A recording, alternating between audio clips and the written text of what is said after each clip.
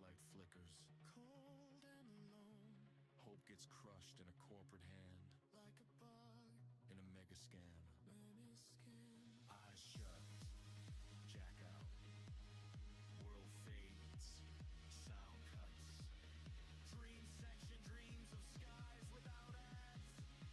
Dreams of streets that don't fight back. Dreams of code that heals the hurt. Dreams he's more than expendable work. In the dream he's not a tool.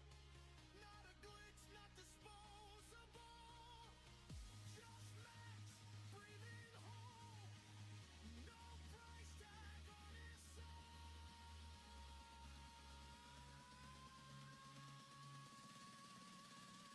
I might wake to the same damn fights, same day, same neon nights. But I found a place inside my mind. They can't tax, trace, or monetize. That spark survived the overload.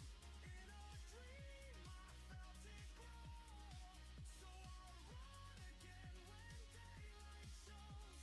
'Cause hope backed up, no packet lost. Neon rain still pours outside, but in his head the sun survived. Max core logs back in once more. Not cured, but dreaming. And that's enough to run for.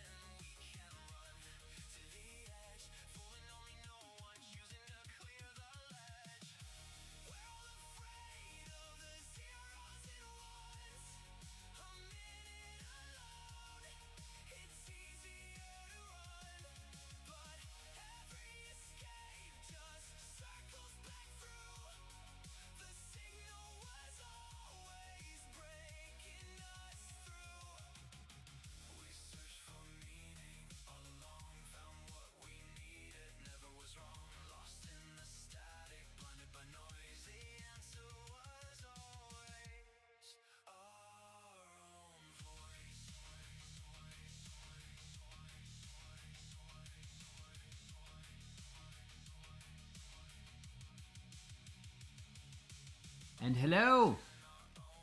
Turn the music down a hair. Hopefully that is not too loud for everybody. La la la la la la la la la la la la la la. What in the world is that? Ooh, what are those elongated cards? Elder friend. Are you not going to say hello? Or? Oh, good morning. Good morning. Thank you, Mr. Manny. Sweet. What's Yeti? The microphone. Yeah, because he doesn't even know what we're using. That's always helpful. I'm out of it. I've had Mercy on my soul. skip my medicine for 2 days because I'm down to that 30th day and you can't get them filled fast enough. Well, we told you how to figure that out. Hate them. Hate them. Hate SSRIs. How's everybody doing? Balanced, I hope. All right. Huh. I fell out of it. In concerto. I love it. Yeah, What's in so concerto? I did a bunch of updates to the microphone. So the sound might be a little bit different. We did some changes with the delays. We did some updates to the mic itself because it's never been updated. I've used it for a couple years. Great microphone, by the way. If you need a professional mic that's not going to break the bank, it's I think $150, 180 sometimes, depending on where is the Yeti and the Yeti X and the Yeti Nano. So yeah, we're very excited to have all this stuff updated, and then in September we can get a new computer. September, an Apple Nero. What's it called? An Apple what? Mac Mini. Oh, Mac Mini. I'm excited. So yes, we have a Mac Mini. Yeah, Yeti's great for being. They're not like the most amazing thing ever, but they're so good for the price. Well, I mean, there are other ones too. That this is. We've had this for what? Probably 4 years. I used to use this actually. Yeah, probably 4 years because this is the mic I used to use for the Mr. Malice show. Mr. Malice. And then I bought me a little mini Yeti X, the Yeti X Nano for my computer, and it works really well too. But these are great because you can change the pickup of them, whether you're in front of it or if you're interviewing somebody across from you or if you're at a whole table. So if we had a table of people here, it's got like a conference setting where it picks everybody around the table up, which is really cool. So it is something definitely, I would break the bank for a lot. Well, let me rephrase. It is something I had to save up for at that point too. So if it's something that you are looking for and you need a good mic, that's a good one. The Nano is a little bit cheaper. And I forgot the other ones because the other mics get really expensive. Like some of them go over $1,000. It's crazy. How long have you all been on No. YouTube from Twitch? I have no idea. I don't remember when we switched to YouTube from Twitch. And I kind of miss Twitch a little bit. I used to watch a ton of games on there, but yeah, it's been a while. I mean, I haven't been on Twitch, and I logged in not too long ago just to check out a few people, and there was really nothing going on that I enjoyed. No, I haven't checked in a long time. No, that was a surprise. Certainly be hootless. The Lord called him home. You know they come in threes. I'm just saying, that's a thing. The Lord called him home. Jesus called and Lindsay answered. Maybe he can finally be himself in heaven. Yeah, I can let his gay flag fly. Mm-hmm. But, you know, I have feelings and thoughts. No prayers at the moment. No prayers. Yes, the death of threes. I'm not a believer. Yeah, you don't. You know, for whom the bell tolls. I have seen it all over. Like my entire career in nursing, I've seen it in threes. So, yeah, I'm not. I think that's we're gonna see something. I just, yes, Mama. Okay, so I do have prayers. You know what I meant, though. What is it? There was a meme people posted that says, "I've never wished death on any man, but there have been great many obituaries I've enjoyed reading." I saw that today. I mean, I like that. I'm sorry to hear that. Oh, Bootless. yeah. You're a Avino. I'm sorry to hear that. Yeah. That's never fun. Come here, boo boo. Um,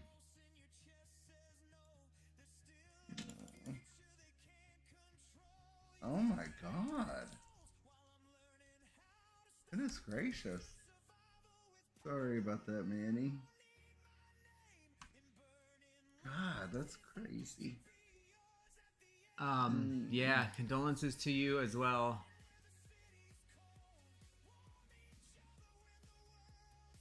That's no bueno.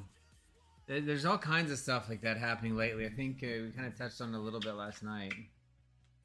She was Yeah. 96. I think my grandmother was 92 when she Yeah. passed in like 2012, so it's been a long time. And my other grandmother passed in the last, like, I don't know, 6 or 7 years ago. But we weren't very close to her. The first, my dad's grandmother or mom, yeah, but my mom's mother, not as much. No. So she went in for a surgery and didn't make it through the surgery. Mm-mm. Bladder surgery, I think. Rose. Well, sorry to hear about it. Everybody's having losses. And yeah, I mean, granted, 96 is a great age, and I'm very excited. Hopefully, I don't know if you get what your relationship was like with your grandmother, but that is a good age. That is unheard of in decades past, right? So sounds like a good long life. And then Manny, your friend, that's crazy. We should hold space. It's still about a month away, but my dad died last August. We could hold. That's space. terrible. I hate that. Paranormal, that's frustrating. I know Rook's grandmother got in a really bad car accident. I think was pretty touch and go. She's still around. She's my only living grandparent. Yeah, I don't have any. Oh, it really puts things in perspective. Yeah, and then it's your mom and my mom with only two parents left between the two of us. God. So- I found out I don't care if you're close to a parent or not. It's like, it is something when a parent dies. It's weird. I didn't expect to be affected when my dad died, but oh my God, it hit me like in different ways, very strongly. Of course. I'm about to know like the permanence of it, I think. Yeah. But you can't go back and visit or have that, it's. I think a lot of people think back on that too, and they're like, well, I wish I would have, I should have, I wish I would have done this. And you know what? You can't do any of that. And if you work through those feelings and think about on the back end of it, reevaluate what your beliefs are, which we should do all the time. We should always be reevaluating our belief system and looking at it and does it serve us and how do we serve it. But, I reevaluated that a lot with my dad and my grandmother. I'm like, you know what? Yeah, we made a lot of mistakes, but if I truly believe what I think I believe about the world and reincarnation, then it's okay. You know what I mean? The only way I'd be super sad and affected is if I didn't really believe what I say I believe about life and death and, rebirth and all these things. And if we're all part of one universal thing, then, man. Sorry. I just had a thing. I don't know if you guys have seen this, and it was a really good visual. I'll see if I can find it that reminded me of something. Then we'll get started. It reminded me of something I try to explain all the time. And I talk to people about like tarot, for example. I picture this disco ball in the sky, and the disco ball is like the universal source. And in this universal source, each little mirror cut on that disco ball is our soul of individual people. And that soul is attached to me. And then there's this little silvery string that goes up to that little disco mirror or light or whatever you want to call it. That one little mirror piece. And then I can connect through that little mirror piece into the ball of the universe, and then out another mirror piece to you when I'm reading you in tarot. That's how I picture tarot, but it's also how I picture souls working. Like all of us are still connected through that mirror. We're all in the same ball, and we're just little tags out from it. The other day, somebody expressed something about the pineal gland, which I thought was super cool, because in the pineal gland in our brain, we have lots of little crystals in there. One mirror piece. Well, we are the whole ball, but our incarnation here is the mirror piece.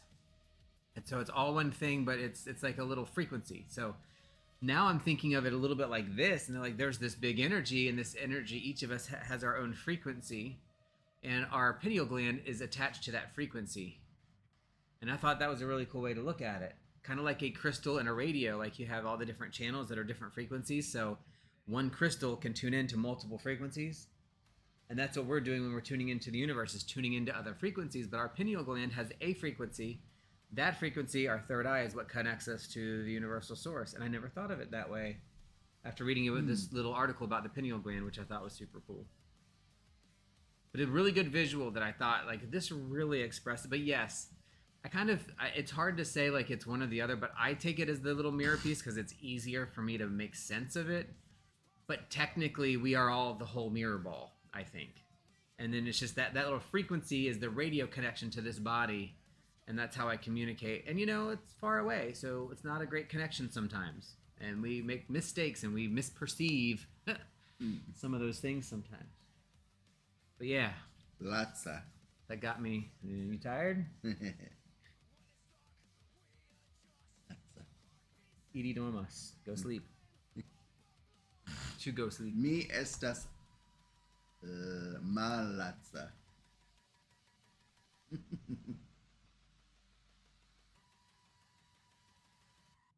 Mal Felicia. I'm sorry, I'm out of it today. Apparently, I'm trying to focus. All right. I'm gonna need you to get that corrected. I'm trying to focus. I don't want I'm to gonna think about need you to anybody get dying. that corrected. I am glad. I'm excited too. That's a good question. I probably need to expand further, but in my mind, it's not really even the mirror piece, but I don't feel it would be the reflection, because the mirror is just an example of how the energy is a thing. It's not really about the reflection. I could just as easily see a basketball with little circles all the way around it, pockmarked. It's just an image. It's not the mirror part that's important. And that, which is why I think the frequency idea, like this big ball of energy, and we're all little frequencies. We each have our individual frequency, but all part of the one major source, and kind of can pull from it. So, the mirror isn't the real. It's just how I pictured it in my head because I couldn't think of something better. But the mirrors are the not important part. Latza. La hundo es la latza. I have been doing a lot of Esperanto, and I'm very excited. I'm still having trouble with like tenses, but I can actually formulate sentences now that are probably like somebody else would when they're just learning. And it's like I might say you instead of them, or them instead of you, or I might say dog instead of dogs, or I might say the tree is green, go to it instead of go to the green tree. Things like that. But I can actually talk. Like I can actually formulate some sentences and stuff, some rudimentary things now, and I can talk about different countries. I know how to buy and sell things. I can talk about buying and selling. Echeti kai vendi, to buy and to sell. Or echetas kai, And tenses, I'm learning a little bit better. I'm still having a shit ton of trouble with direct objects. And estas, I still and questions. So if you make a statement like the sky is red, which I don't know what the word for sky is. How about the country is red, or the flag is red? The flago estas ruga, or ruja, I can't remember. To make that a question, is the flag red? You just add chu in front of it. So chu la flago estas ruja. Easy. Chu la flago. But if I'm talking about who is your grandmother, it's like, who is the mother of the father of your grandparent of your sister on the side? And I'm like, what the fuck? Your sister's brother's uncle's cousin is how you say it. It is so annoying. It's like you have to say like the father of your mother instead of your mother's father. And it's so frustrating. And I know that's normal in a lot of languages, but it's really, really, really irritating. And yes, and chu is weather, and it's hard for me to really think about it. Because you have to think that like there is a thing that's the other thing may not be there. It's like whether this or that, but it's not always. There's not always a that. Yeah, and chu is super easy. I figured that one out. Like, is it red? You're really asking, is it red or is it not red, right? That's the real question. So whether it's red or not, question mark, which I like. But the other ones, Kiel, Kio, Kiu, and how they don't always match up. And, oh, it's driving me nuts. Like, where is your grandmother is not just where is your grandmother. This is a bad example because I'm messing it up, and I think this is the wrong example. But it's when the sentence is like, instead of where is your grandmother, it's the grandmother of your person is where at, or something crazy. Oh, it's so, just want to scream. Yes. So, anyway, I'm making notes, Miss Paranormal, so that I can think on some ideas to help you. Still very excited about it. Like, I'm having a blast with it. I'm really enjoying it. And the book, like, to me, honestly, I like Duolingo for the speaking and the hearing, but the book is great. I've really starting to learn some of the syntax and stuff better, so I'm really getting excited about it. And I've had a couple people actually ask me about Esperanto, and honestly, they've said, why are you learning Esperanto? Nobody uses that. And I said, I don't give a shit. I'm using it, and I'm getting more comfortable with using a different language. I'm using a part of my brain I have never really used, I think, as an adult much. And I think after this, I think other languages might be a little bit easier, not harder, is what I'm perceiving. I did not think I'd be able to get this good at a language. And I'm feeling really confident with this. It's really great. Hi, Ben. Hello. Yes.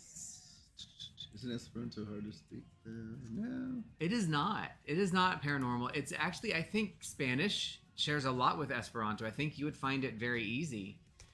It's the English alphabet minus 4 letters plus 4 accented letters. I really, really think it's easier. Give it a second. It should click in. I think your battery's dying. Oh, and it takes actual battery. Yeah. Yeah, I don't know why it's not showing up. Click on it again in the little spot. I don't know. You want to use mine? Yeah. That's the answer. One of our keyboards is dying here. I'll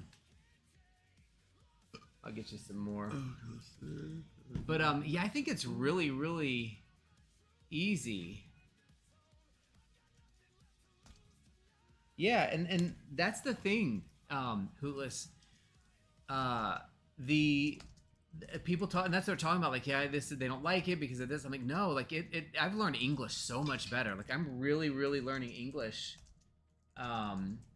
better, and I'm understanding my own language a lot differently. And I think I'm getting better grammar for my own language, which is super cool. And I feel like it's going to help me be comfortable with other languages. And I think about language very differently now.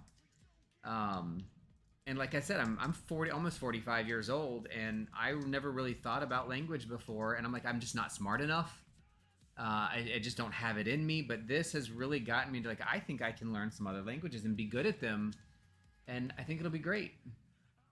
And R's are hard to roll. I can roll them sometimes, but not in other times. Like Edie, I can't do. I just use the letter D. I say Edie, I-D-I. But when I'm like Ruga, if I start it, I can roll it. Or if it's like in the middle of a longer word, I can roll it. But I can't do a short word. Right? I know. And there's so much about Latin that's in Esperanto too, but we didn't really practice speaking Latin, which I think is where the difference is. Like, obviously, because nobody speaks Latin anymore. But it's literally just, we don't speak it. So using that part of my brain is just not there. Like, it just was, like, it was really hard to, I just can't believe I'm actually remembering words. I can probably go through 150 words right now, and I can speak them and read them. And I'm like, I am so proud of myself. Like, it's huge to me. Because I really, yeah. And I've been really interested in Latin, so I added the Latin back to my languages in Duolingo to kind of go back through them a little bit. I want to see if I can pick it up really quickly, because honestly, I think Latin is one of the reasons why I got just 20 points shy of a perfect score on the SATs. Because Latin really helps me comprehend and understand things in a different way. Now, I don't have that brain anymore, just for the record. I know I was really smart in high school, but it's, I don't know what life did to me, but it is, some of it has faded away a little bit. So, I don't want to kick. Asmodee. Ooh. I don't want to kick Piper. They are building a Whataburger in Swiffle. I've seen something about it, like Yep. a sign. And thank you, Ben. But Whataburger has the best ketchup for their fries. It's like a sweet, tangy ketchup. Oh my god, I love it. And Taco Bueno. We need a Taco freaking Bueno here. Del Taco's close. We do have a Del Taco, like about 45 minutes away from us. I like Del Taco. Maybe we should go to. DTK. Yeah. Get a Del Taco. That sounds great. After Burger King. It's true they are coming to Florida. Woo! Ma Petite, who do you think you I are? like foods. Ma. I have Tina. I told you I have Tina over I here. really, really, really want to get these dogs in the habit, and don't judge me. I would love for her to sit on the desk with me Yeah, she should. Sit down, instead Ma. of on my lap Lay because her I have a down. hard time holding the lat. I love Whataburger too. I love their ketchup. Oh, what a burger. Yes. When I go to Texas, I usually will Yes. stop at one, but I haven't been hungry lately with my medicine, and I'm And Jack in the Box. Jack in the Box, Whataburger, and Taco Bueno. The party tacos. Can you give me your pillow? I'm gonna see if I can hold that. Party tacos, party burritos, and Mexi dips and chips at Taco Bueno. Oh, I'm like anything. See if I can get mine on here. So Del Taco's the closest thing we have to Taco Bueno. David Jeremiah, welcome in. Welcome. I'm hungry. I am too. Jack in the Box, I've eaten once when we were on our trip, and I just was not super impressed. It wasn't bad. I just wasn't super impressed, so I didn't really. It has such a variety. Yes, you can get Yeah. those 2 tacos for $1. I don't know what Chin's is. Is that a? Ooh, where's Chin's? Is that a what do you call it? Chain? I mean, we have a Chin's China Bistro, which is pretty good, according to your mother. I'll never forget that. Hello, good morning. Look at my Tina. Look at my mom. Hi, Mom. Oh, she likes it on the pillow. Yeah, she likes it. No kisses. You lick your hoo-ha. Nope. It's a clean hoo-ha. No. My pussy clean, bitch. I'll kiss the back of your head. That's all you get, mama. So that's been my biggest. Oh, I can't get it now. I'm gonna show you guys a book. Ooh, Kava Bar Chins? What's that? Ah. What and where is this? Wait a minute. Now I know who you are. Who is Okay. this? I can't see your picture, but I know the name. You know the name. You know who that is. Don't say it out loud, because I want to see if you get it. Anyway, he'll be all right. Is that the one that has a Jeep that I passed by on the way? Yeah, how you do, dog? That rides bikes? Uh-huh. I didn't know, so I've never heard of Chen's. We'll have to look at that. What is Chins? But Never heard of it. before we go on, Do they have ketamine? yeah, you're going to talk about that today. I got The Hobbit in Trying Esperanto. ketamine now. What's her name? Holy crap, Behootless. So yeah, I have The Hobbit in Esperanto. The full book, the cover, everything is Esperanto, and I'm She wants super me excited. to show it. I'll walk in. I didn't want you to have to get up with Tina, but yeah, if you I can. will. She can sit right So I'm gonna here. show. I'm gonna show the book. Oh, you're going up there? Okay. Oh. I didn't know that this one would work. It doesn't show the whole thing. That's what I don't like. Oh, it does. Okay. Uh-huh. Habito. Gates for Guns. That was freaking hilarious. Yeah! Gays for guns. I We're almost- changing the name, motherfuckers. I almost died when she said that. It caught me off guard. I was like, what? Oh Big my vessels. god. It Gays was for so funny. guns, bitch. But anyway, The Hobbit Hootless in Esperanto. So when I get a little bit better, I'm gonna read it. So I'm excited. I also have another book that's short stories where it has English on the left side and Esperanto on the right side, so you can go back and forth and learn to read it. So I'm excited about that too.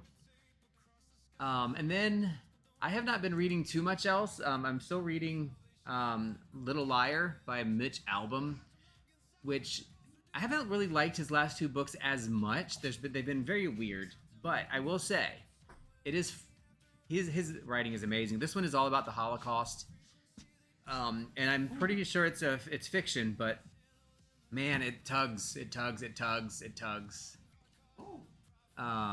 yes, I'll show that one here. Good Here's question. This really does tug. I'm liking this book, The Little Liar. but it's sad. It's hard. It's a hard read. Oh, it's Like, hard to read. I've cried a lot, and it's fiction, but the things it's writing about is fiction because the story is his story, as far as I know. But that stuff really happened. It is really hard to read. Oh, it's hard. I want to learn But about good. the Holocaust. But good. Oh, that's. I want to learn more about it because so many people are now saying that it didn't happen, and that pisses me off.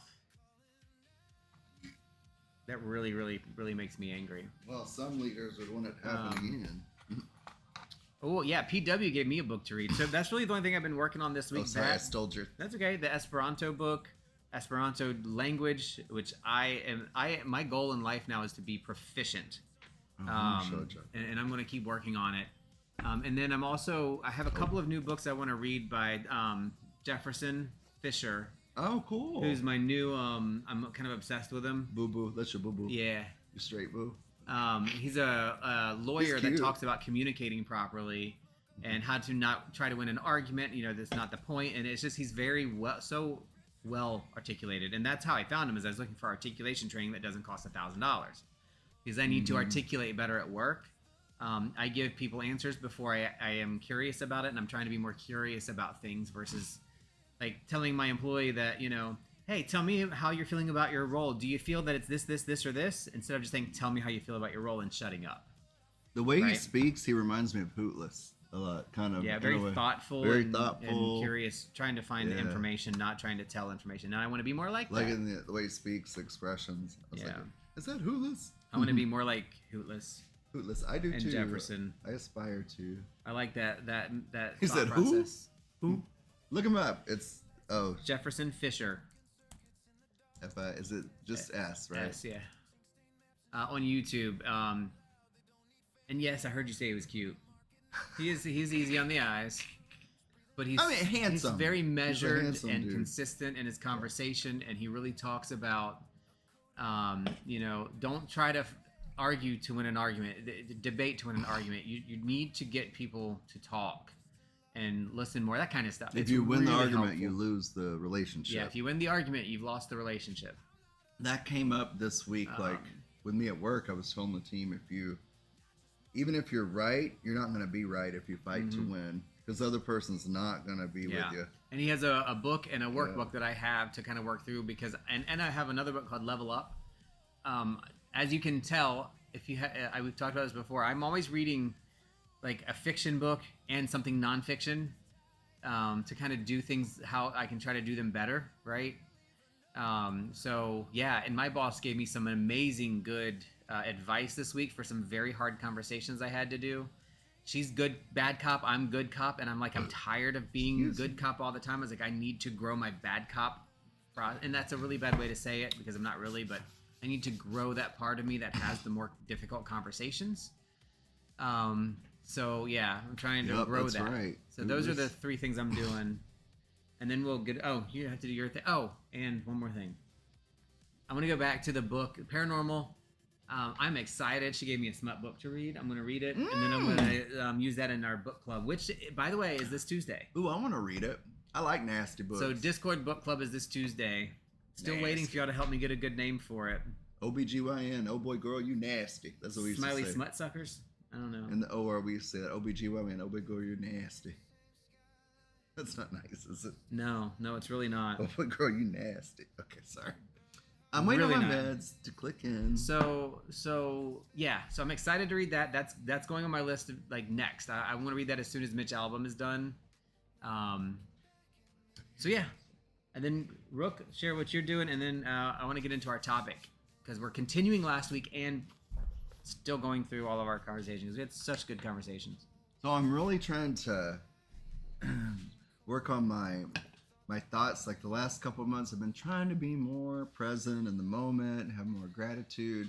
Same. And it really does make me feel a lot better. So Get I've this been girl. feeling down for a while, and I wanted to try something different because a lot of you probably know with meds and stuff, you get to a point sometimes where it's like, okay, it hasn't worked, and you have to go back and get it higher and then higher and higher. And I went through some stress at work, and I was like, oh, it really had me stressing, and so I went to get my meds increased to deal with this person at work. I'm like, God, it got to be a better way. So I have been doing some work and researching ketamine therapy at home care, physician prescribed ketamine at home therapy for anxiety and depression, and I'm excited. They're not a sponsor. I'll turn it back to the book so you can show it. Yeah, but I have. I'm going to show. I'm going through Better You, and it's a very regimented program. So it's not just about taking medicine. I'm also doing the work in reading. So this is one book I'm reading called Hardwiring Happiness by Rick Hansen. It's all about changing your thought process and taking in the good, literally. Like, I really don't want to have any negative thoughts. Now, is that realistic? No, but when they come around, I'm getting better at pushing them away. Like, I'm grateful for who I am, where I am, what I have, and the people and beings around me. So I'm doing the work to rewire my brain. Not to be confused with beans. And this is really good. I want to read this after you. It's talking about we're hardwired with a negativity bias. It's easier to believe, focus on, and process and harp on the negative than. And why is that? We've talked about this on the positive. show. It's a defense mechanism. All right. Have a great day, Manny. Thank you, Manny. Love it when you hop in. We got to hold space later. I need for to these go people. I need to go to Manny's Discord and be more active because I do they've got too. a lot of good stuff in there. I'm also reading this. I like to read different things. Why Me? The Brain on Tilt by David Kent. And this is more about like mental illness and psychiatric stuff and more so about how like there's a stigma about it and why it's so important to get help. It's not weak, da-da-da-da. So this is interesting. It's more of an informational book. And then I'm going to read this called Your Brain is Always Listening. I have not started this one. It's about taming the dragons that control your happiness, habits, and hang-ups. So it's all about trying to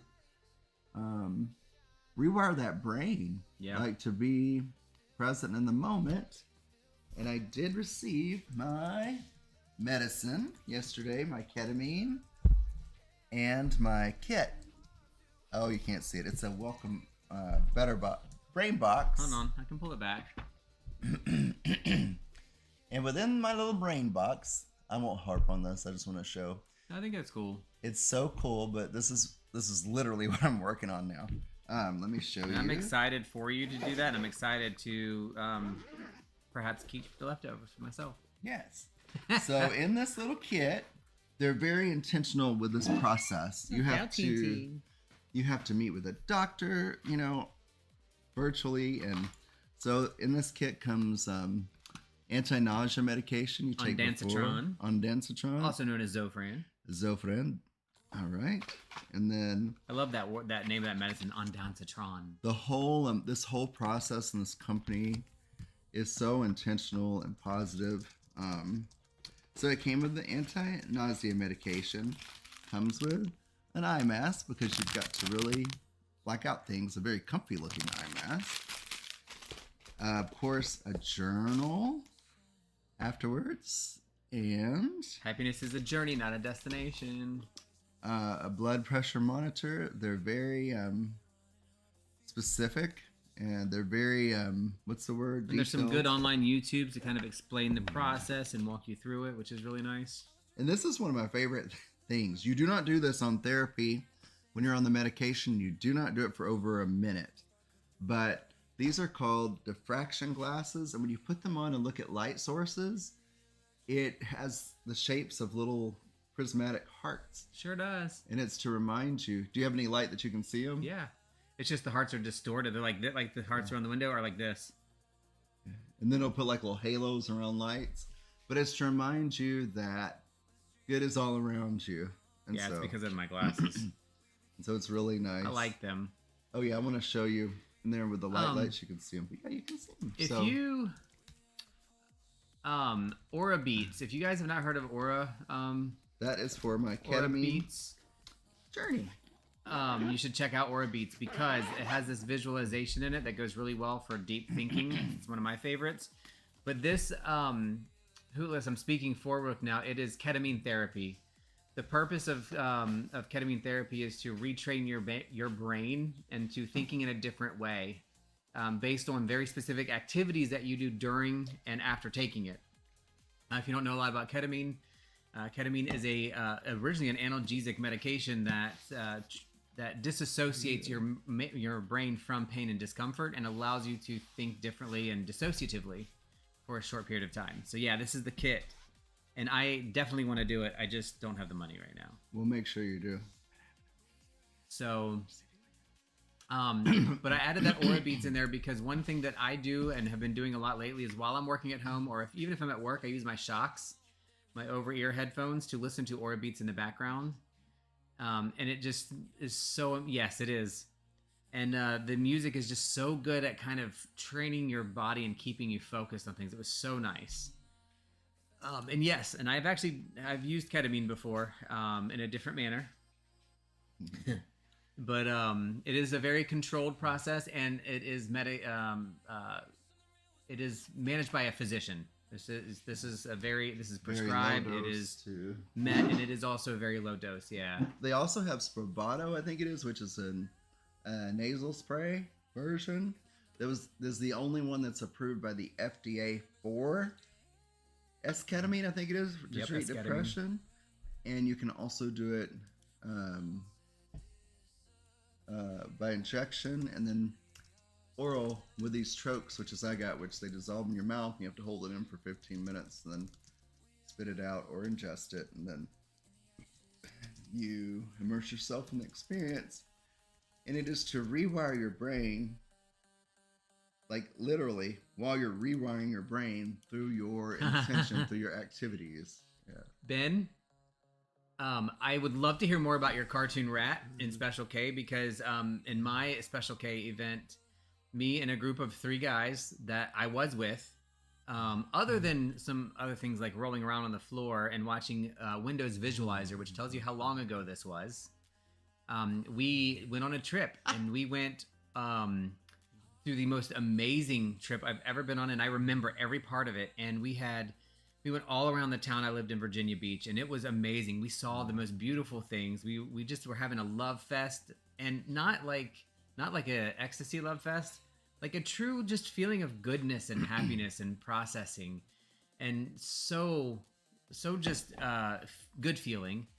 And we had never even got the keys to start the car. We just literally were sitting in the car the entire time for like 3 hours. So great conversations. It was a great experience. I want to do it in this manner now, though. It's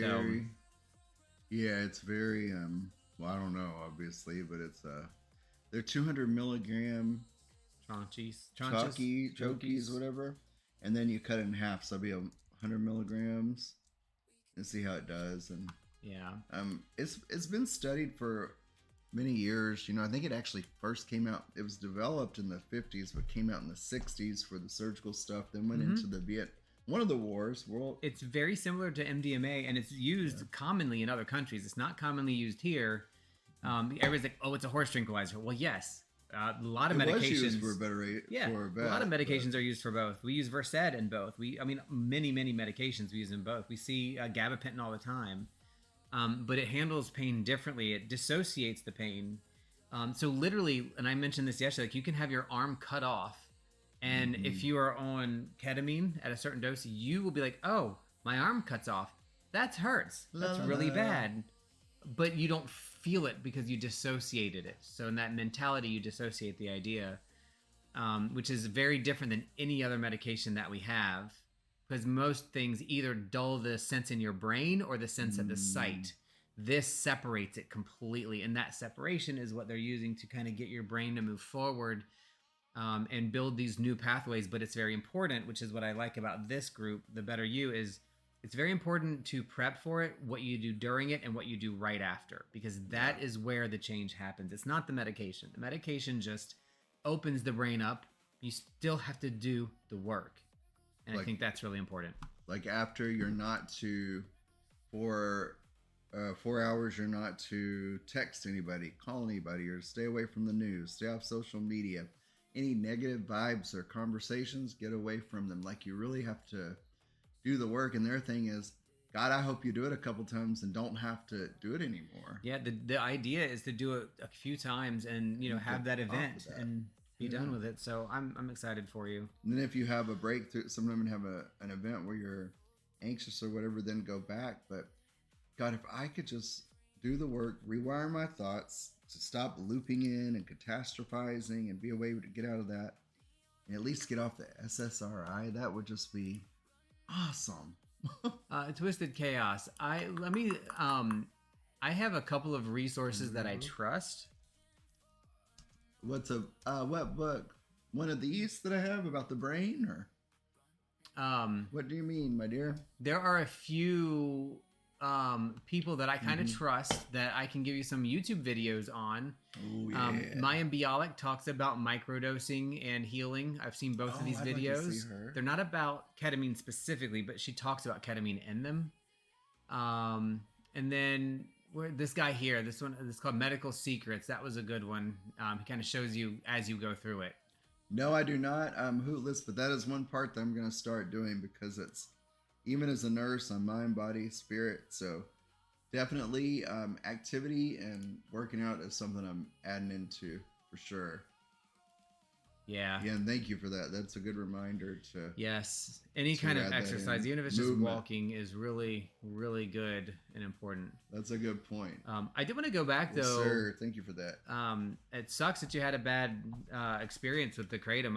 I'm lucky I don't have that, but my assumption is, everybody expresses differently. I do hope it wasn't like a tincture or what do you call it? Oh, who did? Who was it? Who had a bad experience? Hootless. Oh. So they had one kratom dose, and he went. If it's the pills and the concentrates and stuff, I've never had a good experience. And there are certain places like Kapua and Cape Coral or Fort Myers. One drink from there, and I am sick. I'm throwing up. I can't think straight. I'm all over the place. Okay. So cool. that does matter. So. Oh, hold on. I'm gonna write that down. Yeah, write my that friend. down. What is it? Concept 2? ERG? We have the bands and stuff, which I actually enjoy. I just don't do them as much as I should.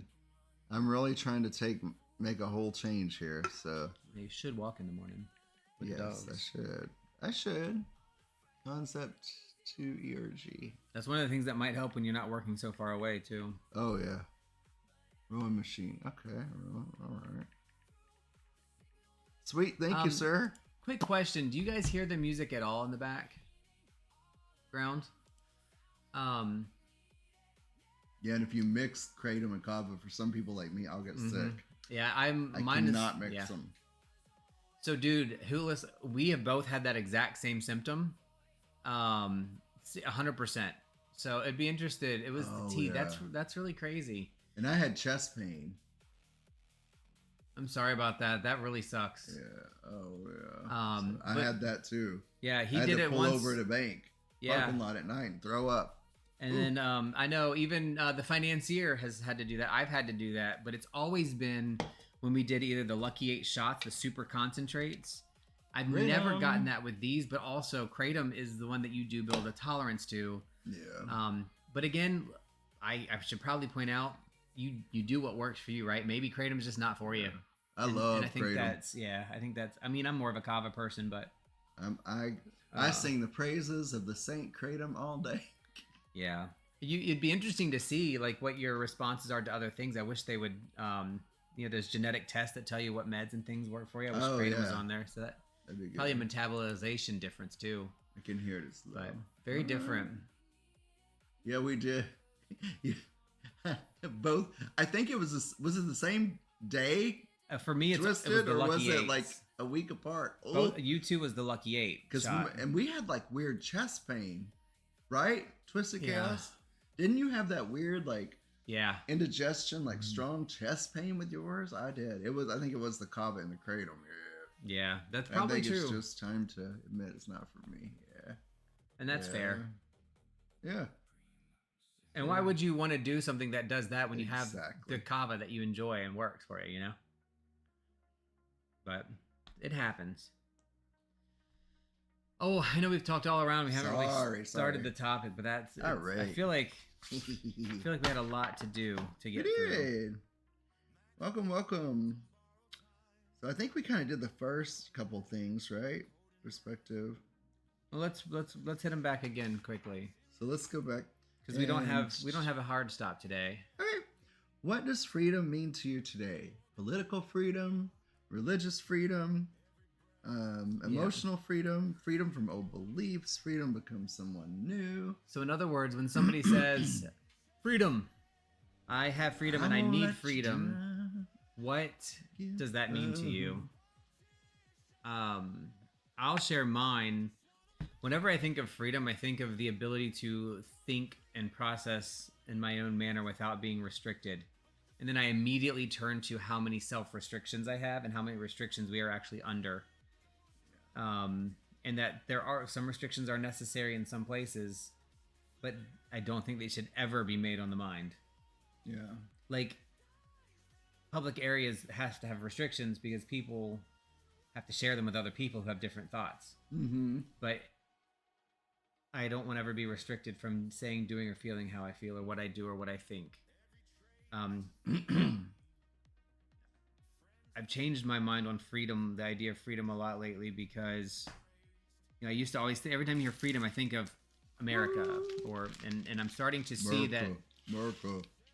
freedom is not necessarily that, and may or may not even have a lot of freedom as we think we do in the country. Yeah.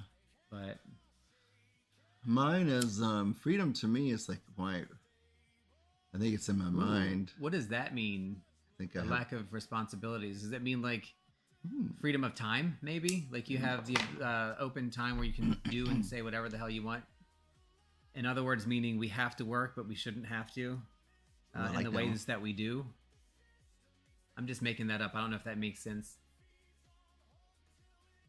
I want to make sure no Yeah. mine is a medication. And thank you for that, Twisted. I agree with that too. I like to push Kratom a lot because it's done so much for me, but I understand fully that it's not for everybody. Yeah. And again, Kava's better for me. It does. I need the Kava. So I love kratom. my only freedom that I have is read all my books and drinking coffee. If we talk about freedom of the country, I think we don't have it. Yes, I absolutely agree. Paranormal. The one thing I will add to that, though, I really love the freedom we have here of this conversation because this is not something you can do everywhere. This is Ooh. nice. Okay. I'm that going to makes come sense. back to Ben, but I'm not saying time. I'm saying obligations. Gotcha. Yeah. Everything obligated. So freedom is the freedom of obligation.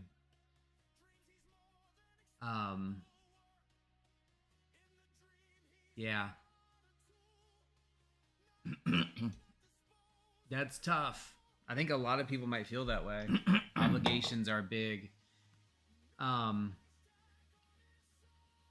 Yeah. Like my obligations to work are somewhat self-imposed because I need to continue them to maintain my current level of what I'm doing, what I want to get to. And so money has caused issues with freedom for me. Yeah. Hootless, do you feel like those obligations are self-imposed or something you want to do differently? Or how can, I guess maybe a better question is, I wonder how somebody who feels the way you do could do something to make space for non-obligations. I feel you on that, though. And I think more about obligations that really...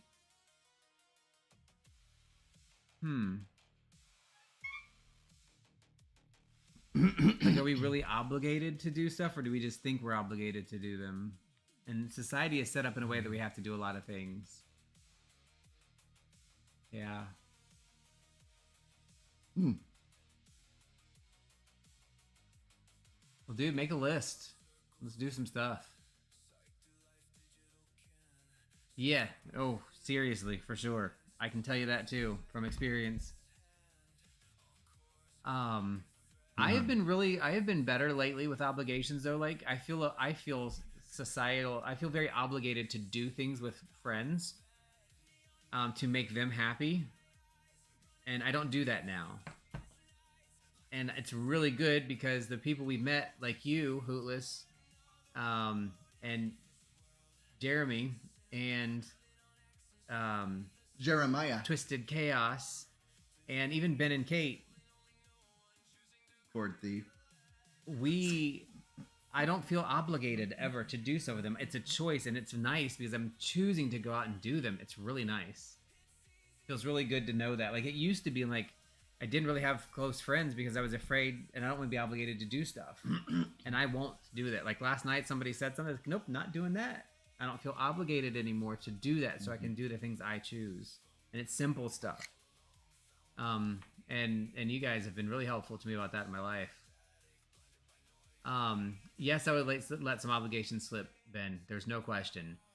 I think I would still want to work, but I think I would want to work very differently. I think I would want to get out of management.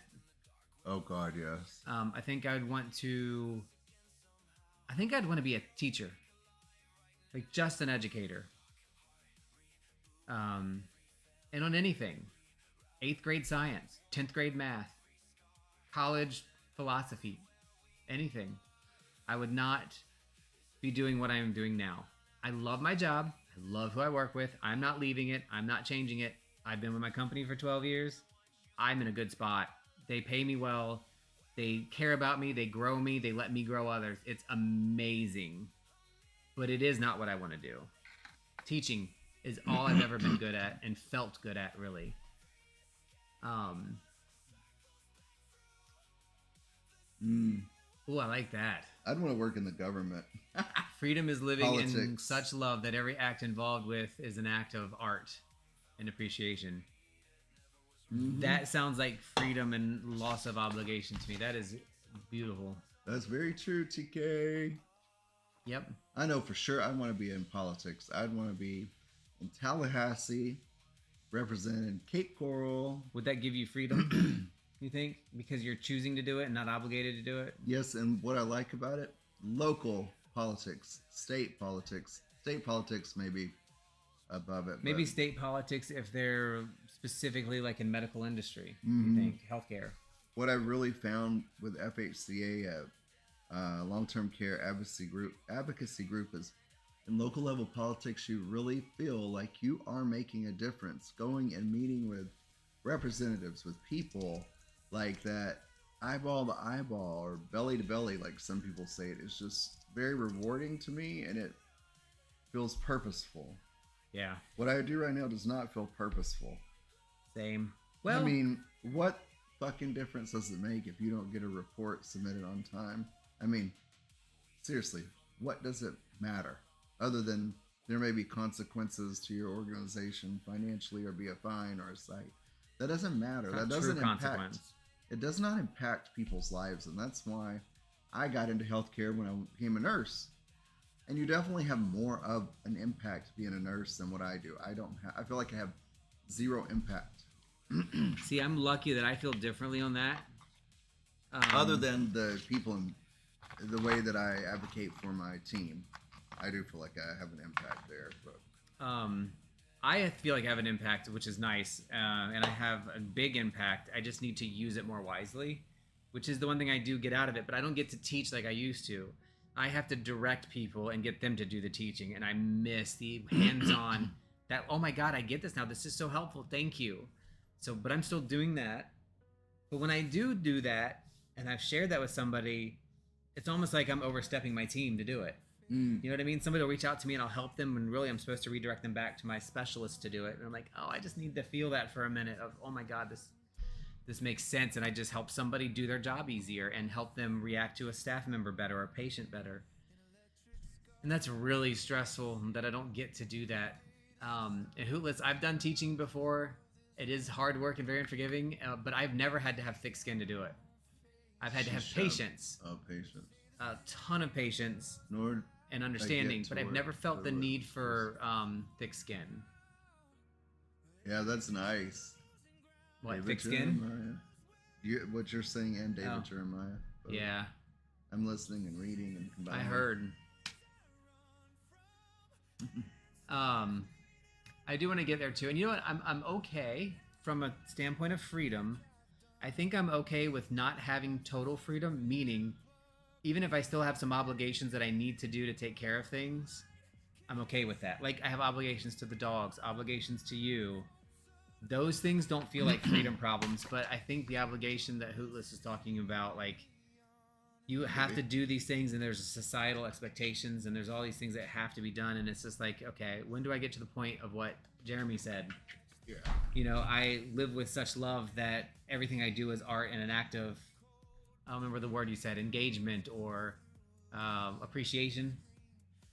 For me, yeah. Every time we get into these conversations, this right here, to me, this feels like total freedom. You guys are giving me ideas, and I'm thinking in these things that I wouldn't normally do, and I'm like, holy crap, there's this space here that I'm not in yet that I want to get to. I really want to find it. And we find little bits and pieces of it, little sparks of it all over. So I think that is really, really good way to start. That's just our first topic.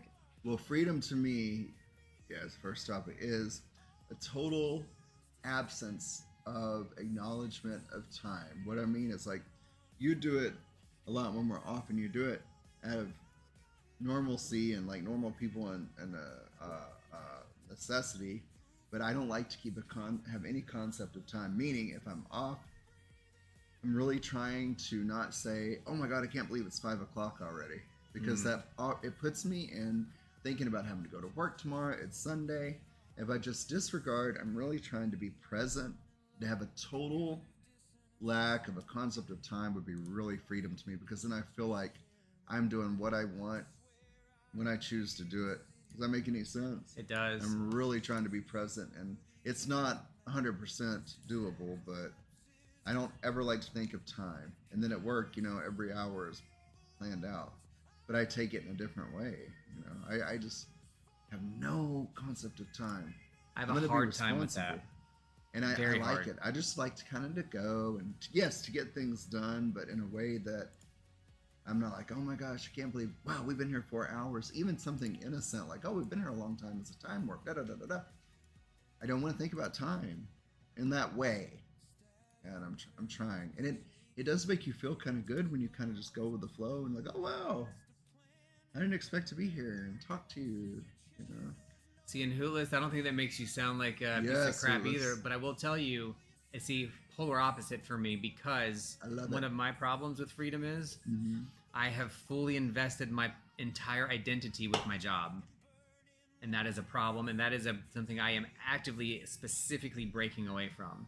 And it has been monumental, because if I'm not working with a job, with something that's productive, I am useless, and I feel like shit, and I am uncomfortable to the hilt. It is the worst feeling.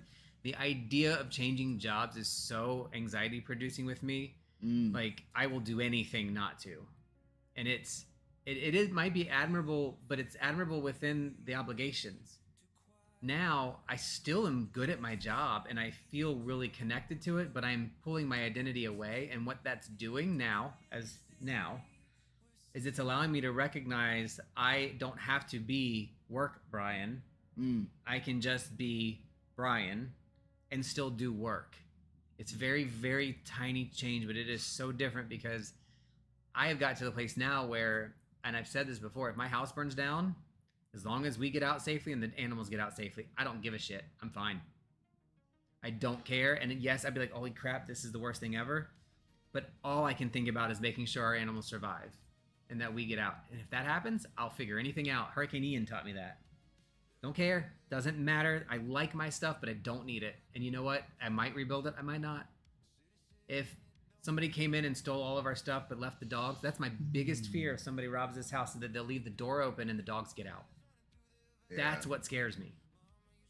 I would be pretty easy to get over that. If I lose my job, I will melt down. I would go into, I would completely evaporate. I would not be a person anymore. Like, that's how I feel. Oh, that's not good. Yeah. But that's not now. That's changing. Oh. But that's how I don't mean like it's not good, but that's it's not a good good way to feel. That's how tightly intertwined that is, and I've got to continue changing that. And that's a lot of what books do. That's a lot of what this whole thing here, this is what's done that for me.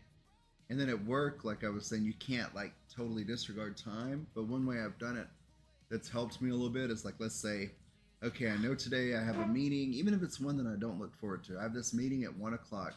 Before, I would be thinking constantly, okay, don't forget you have this meeting at 1. It's about this. Oh my gosh, I really don't want to do this. Oh, how's it going to go? Da, da, da, da.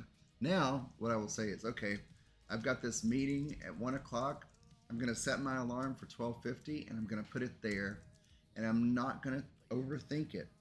And then I bring myself to back. Right now, I'm really enjoying watching these residents do this, and that's how I can like not have a concept of time. It's not entirely possible, but you can put things in a place and their own time and try to focus on now. That's kind of what I try to do.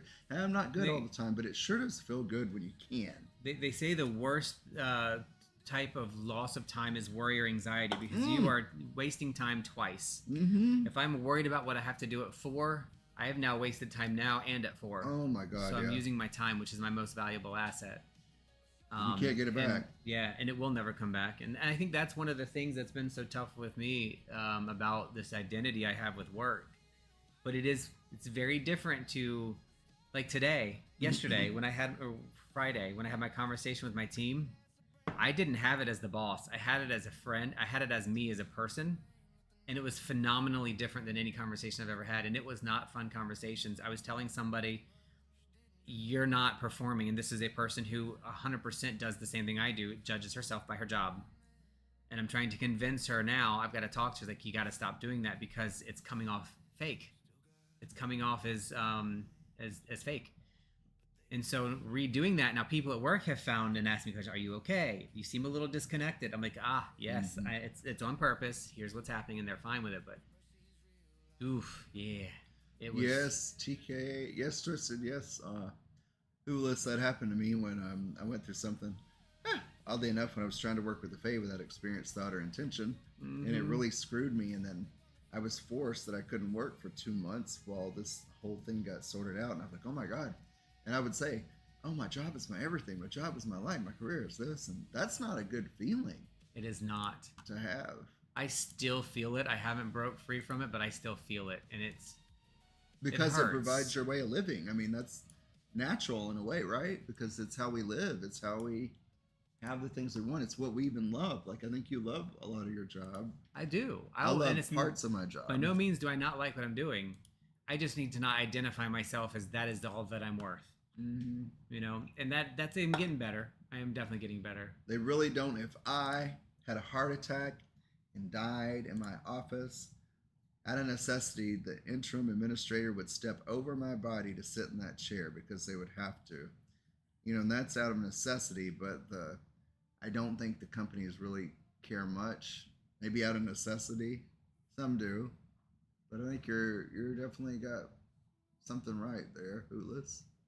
Yeah. And that was a couple years ago, the thing that one of the things that I've learned about that is when you separate those things, you actually become that's sad. More. Like you actually, to me, we are actually more than a better. You get better at your job when you separate that thing. I have to do that. I that is a project I'm working on. Like I have to continue doing that because I'm not there yet, and it's hard. And you know how we talk about people you work with become family. Yeah. And there's a lot of people that think that's terrible. A lot of newer, younger kids are like, that's stupid. No, I don't want that because it makes them feel like you're treating them inappropriately. And Millennials. I'm just kidding. Sorry. Yeah, and I completely agree with him. Because it's done in a way that's used to manipulate you. We have to treat each other like people. Work is work. There has to be boundaries. But you don't have to change yourself to be it, and you don't have to self yourself by it. But I'm going to leave it at that because we got a lot more topics. Thank you, Twisted Chaos. I know you would. Here. Yeah. And Hootless, I tell people at work, and I've told my employees directly, it's like, I need you to know. When you keep calling me and saying, can I have some time off to go do medical stuff? I said, if you died today, I'm going to be very sad, and I will miss you because I think I'm a good person, but I will put a requisition out pretty quickly. Thank you, Damon. It's going to happen. That's true. High stress jobs. Yep. Morning, Damon. So how much of this reality that we're talking about with our jobs is just created by us and our perspective of what we think that expectation is. Hmm. How much of our reality is created by our perspective, would you say? And how can we assume? How do we assume our experience is objective truth? What do you think? High stress jobs can be more different. Yes, and I do have a very high stress job. Yeah, you do. And my perspective, though, shapes to me 100% of it. And what's really cool is, guess what? You can learn new perspectives and you can change them, and you can have 2 perspectives at once, or 3, or 4, or 5. I use a thing that Joy taught me. This isn't the way she taught me, but she taught me the process, and I made my own version of it. And I talk about this in the show before. Oh, Joy! And it's the allowance box. I have in my mental brain a couple of things in there knocking around. My sacred grove is really cool. I need to turn this down a little bit for us. Let me know if that's too loud for you guys. I switched the music over. But I have my sacred grove where I can go to anytime, and I need to meditate. If I'm on the toilet at work, I can pull my sacred grove up, and I immediately am there, and I can handle things. But I also have the allowance box. The box is as big or as small as it can be. There's no sizes on it, but it is a box. And I can put any situation in it. Sometimes I forget to do it, and sometimes I miss when I need to do it, but it is there. And it is a practice. You have to practice.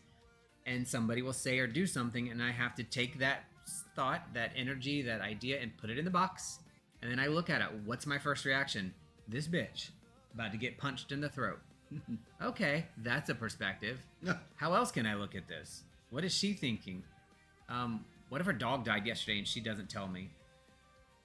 You know, what if she just went and got coffee and they spilled hot coffee on her and it burned her, and it was like a reminder of something that happened to her when she was a kid, and she's stressed out. Maybe she's just a bitch. I don't know. Doesn't matter. But once you put it in the allowance box, all of the spice comes out of it. All the sting comes out of it. And when we can frame it in a way that's more effective to what we do, and it's more appropriate, and it's really helpful. I'm getting good at it, but I don't do it all the time. I was better. I kind of fallen off of it, but I really like that idea of being able to do that. And then you can ask, kind of like what Damon's talking about, super important. We have to reframe our perspective to align with our true selves, but you have to also make sure that there's perspective that allows you to consider others, because their perspectives are different. They don't perceive things the same way. The way that I see blue may not be the same way you perceive blue. So there's going to be a difference in how that matters, right? They say, things that are red, colors, we know have an effect on your behavior.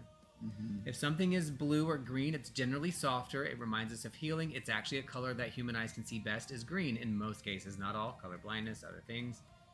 But what if you don't see red, or if you see red as more of an orange? Red's not creating that same aggression or giving you that. There's just small example, but there's so many different ways to look at that. So can 2 people both be right while experiencing the same situation differently? Yes. To your point, I think they can. Yes.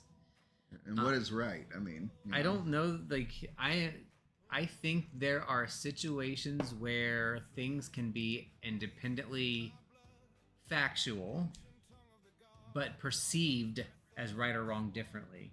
Because one is a moral judgment, one is a statement of fact. And it's very, like, I can look outside and say the cactus is a cactus. That is a fact. I love that cactus. If I am blind and I don't know, never have seen a cactus, and I don't hear you say that, that cactus could be a hagugafligen. Hagugafligen. I'm perceiving it differently. Bad example. Trying to come up with one really fast, but it's really important to recognize that. And I use that phrase all the time, that we have to meet people where they are. We also have to make sure that we're not judging in that statement, that we think we're meeting them where they are as if they are lesser than us or in a lesser place. That is something that we make a real big judgment on a lot, myself included, and I have to actively catch myself. I'm like, look, I have to meet this nurse where they are. They're not a good leader, but they're really good at other things. It's not right or wrong, it's just where they are. I'm really good at some other things. I'm really bad at some other things, right? And when we say we're going to meet somebody where they are, we have to be very careful that we're not using judgment as part of that. It wasn't Jefferson, I don't believe, but the other video, which the long one I have to watch, the part that I've gotten through, they make a good point to, it may have been Jefferson, but before you respond to someone, like, and we want to jump in and start it up, just responding, to take a pause. And the first part was like he said, before you respond, to That was somebody, Jefferson. do for this sure. and go, whew. And then they say, get used to That was doing him. it without the noise Is and that- just. Because when you pause, people think you're more intentional in processing what they've said just before trying to answer them. And it was really good. And I'm going to try that this He week. said that. It's on What's the up? Diary of a CEO. So he's done the same talk in a bunch of different places. I can't remember who he's talking to. But Diary of a CEO, also great if you want to learn things that are observable in the world and mind, psych, all that kind of stuff. He's really good without going too crazy. But Really good. he enjoyed him. talked, putting them in their shoes, absolutely. He talks about that, and he talks about the glasses of water. He's like, I can't convince you of something or give you any new knowledge until I've made space for it for you, until you've made space for it. You're So- very good at that, Twisted Chaos. Very good. Yeah, so you have to make space for the things. I wish I can do so for the residents, but the family I don't do as good a job. You do a really good job with that. Residents are in the situation, families are coming to bat extra perceptually, and that makes it harder. She's really good at that. Like, she's adept. That's huge. Yeah. So it talks about some of the things we've said. Observe before reacting. Taking What does that mean? breath. It talks about. We're talking about. Yeah, we're talking about in our outline here. Observe before reacting. Taking that breath, that pause. Looking beneath appearances. That's important. Hold multiple possibilities point that one out. before reaching conclusions. That's huge. Hold multiple possibilities before reaching conclusions. And recognize, I want to add this piece, recognize that your conclusion may not be everybody's conclusion, and your conclusion may not be correct. It may be accurate and right for you, but it may not be the conclusion. I have learned that Right. really hard when we're doing investigations. Conclusions aren't the end. Conclusions are just the bow tie. Yeah. And sometimes the bow tie comes unraveled and you have to retie it. And that's okay. And that everyone is different. That every incident or allegation or investigation is different. I had to learn you can't just go with, oh, well, this has happened in the past. I've experienced this. Well, that's great. That's good to help you kind of have that knowledge, but you really have to be in tune with what's happening now. Both are going to see Ann and you see you. We're both right. Yeah. Oh, yeah. Both perceive the word. I like what you idiot. said. It's very important to look at that. You're facing me, I'm facing you. We both look at the ground and see an N. You say you were both right. Yes, agree. But I like the example that was given to me a long time ago. We both perceive the word idiot, but one person thinks it's funny because they think of Supernatural where he goes, "You idiot." It's funny. The other person feels angry because their whole life they've been called an idiot. Those two different perceptions aren't right or wrong. They're both true, but they're different perceptions. I wouldn't mind the idiot that Hootless was talking about, definition that's not involved in public life. Sometimes I'd like to be that idiot. Right? you want to Isn't be that what you said? But I do like it a lot, though. I like being there, and I believe that there are, like, politics people that do a lot of good, and whatever the means or reasons. I think at the local level, it's really nice to see and to see those small changes. I think a lot of people do get into politics for the right thing, but I think they quickly see that you can't be good, and then they just change to adapt with it. Because of how the system is, and there's so many of us, we could all revolt and rebel and change it, but nobody does. And how people are. I mean, it's Yeah. the condition. Like, people, we could all change these things. We could literally change it. There's way more of us. We than are them. one at a time. Chaos in the family, that's the thing I had to go through yesterday. Oh, every day, because sometimes they don't listen or see your point of view. Yeah, and they can come like off jump, be upset with their perceptions. Paranormal too. With our conversation last week, this is the part that I think really connects that to this. Can you bring me an A&W and come back? Yeah, can she stay right here? Will you watch her? Make sure she don't jump. So recently we read an article proposed an interesting but speculative idea that some people may spend much of their lives viewing themselves through the imagined eyes of others. Remember that first person, third person conversation? So whether or not this is a correct theory, it gives us some good questions to think about, right? So are people looking at themselves through others' eyes? And what does that mean? But even further, do we ask ourselves these questions? Tina, Do we say to stay. ourselves, who am I when no one is Stay. watching? I don't. Stay. I'll be right back. Am I living from my own experience Stay. or from who I think I should appear to be? So think about that. Who am I when no one is watching? I have so much more recently become closer to this. Like my presentation of who I am is so much closer to who I am when nobody is watching. It did not used to be. I had masks for every situation, and I think most of us do. And I still have those masks for work and for different things, but I'm bringing those things closer together as much as possible because I feel more authentic that way.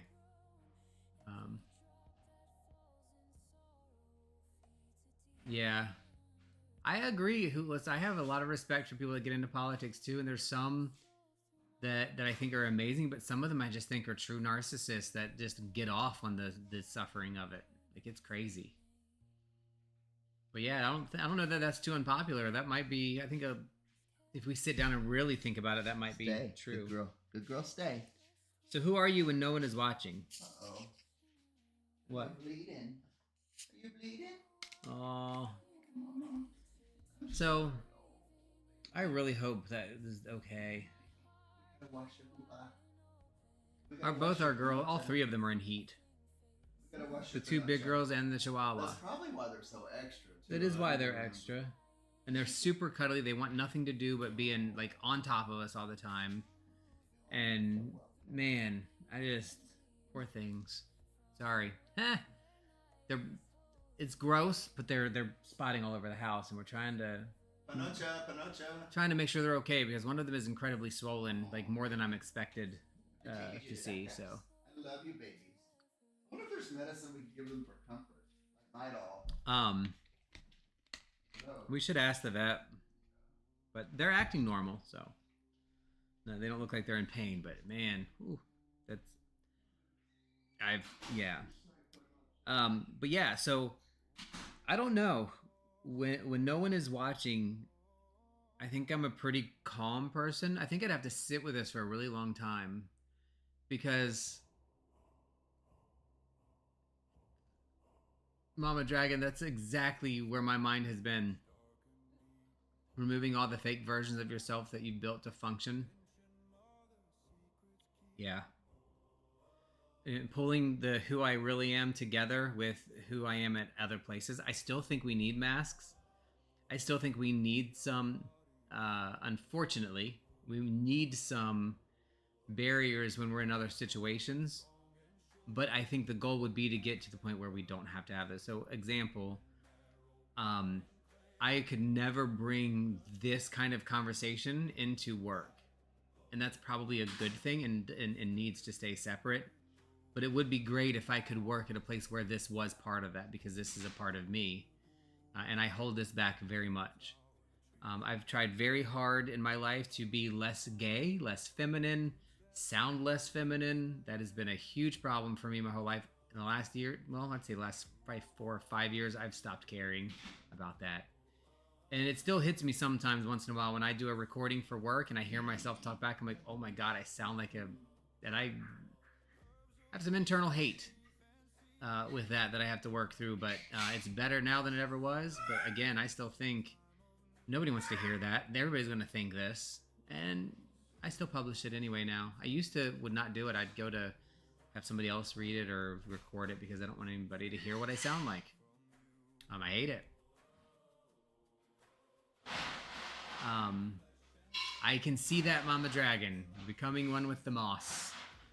When no one is watching, you're very chill paranormal. I don't like drama and I like my peace. I love that. That's probably normal for reading, people who like to do a lot of reading. The drama, yeah, and I know that about you, Twisted Chaos. I won't do drama when I see it. I try to shut it down. people get very confused with drama. This is a whole nother show maybe we can talk about. But when it comes to drama, so many people are just driven by it. It is insane. And there's a way to have conversations without being dramatic about them. Be direct and have the conversation and have. Like, some people equate drama with joy and knowing what's going on and being engaged and having conversations about people. You can do that without having the drama and the tea, so to speak. So I think that's important. Ben, I feel you. Like, I've always hated my voice. It's really, I still do when I hear it. I'm like, nobody wants to hear me talk. It is ridiculous.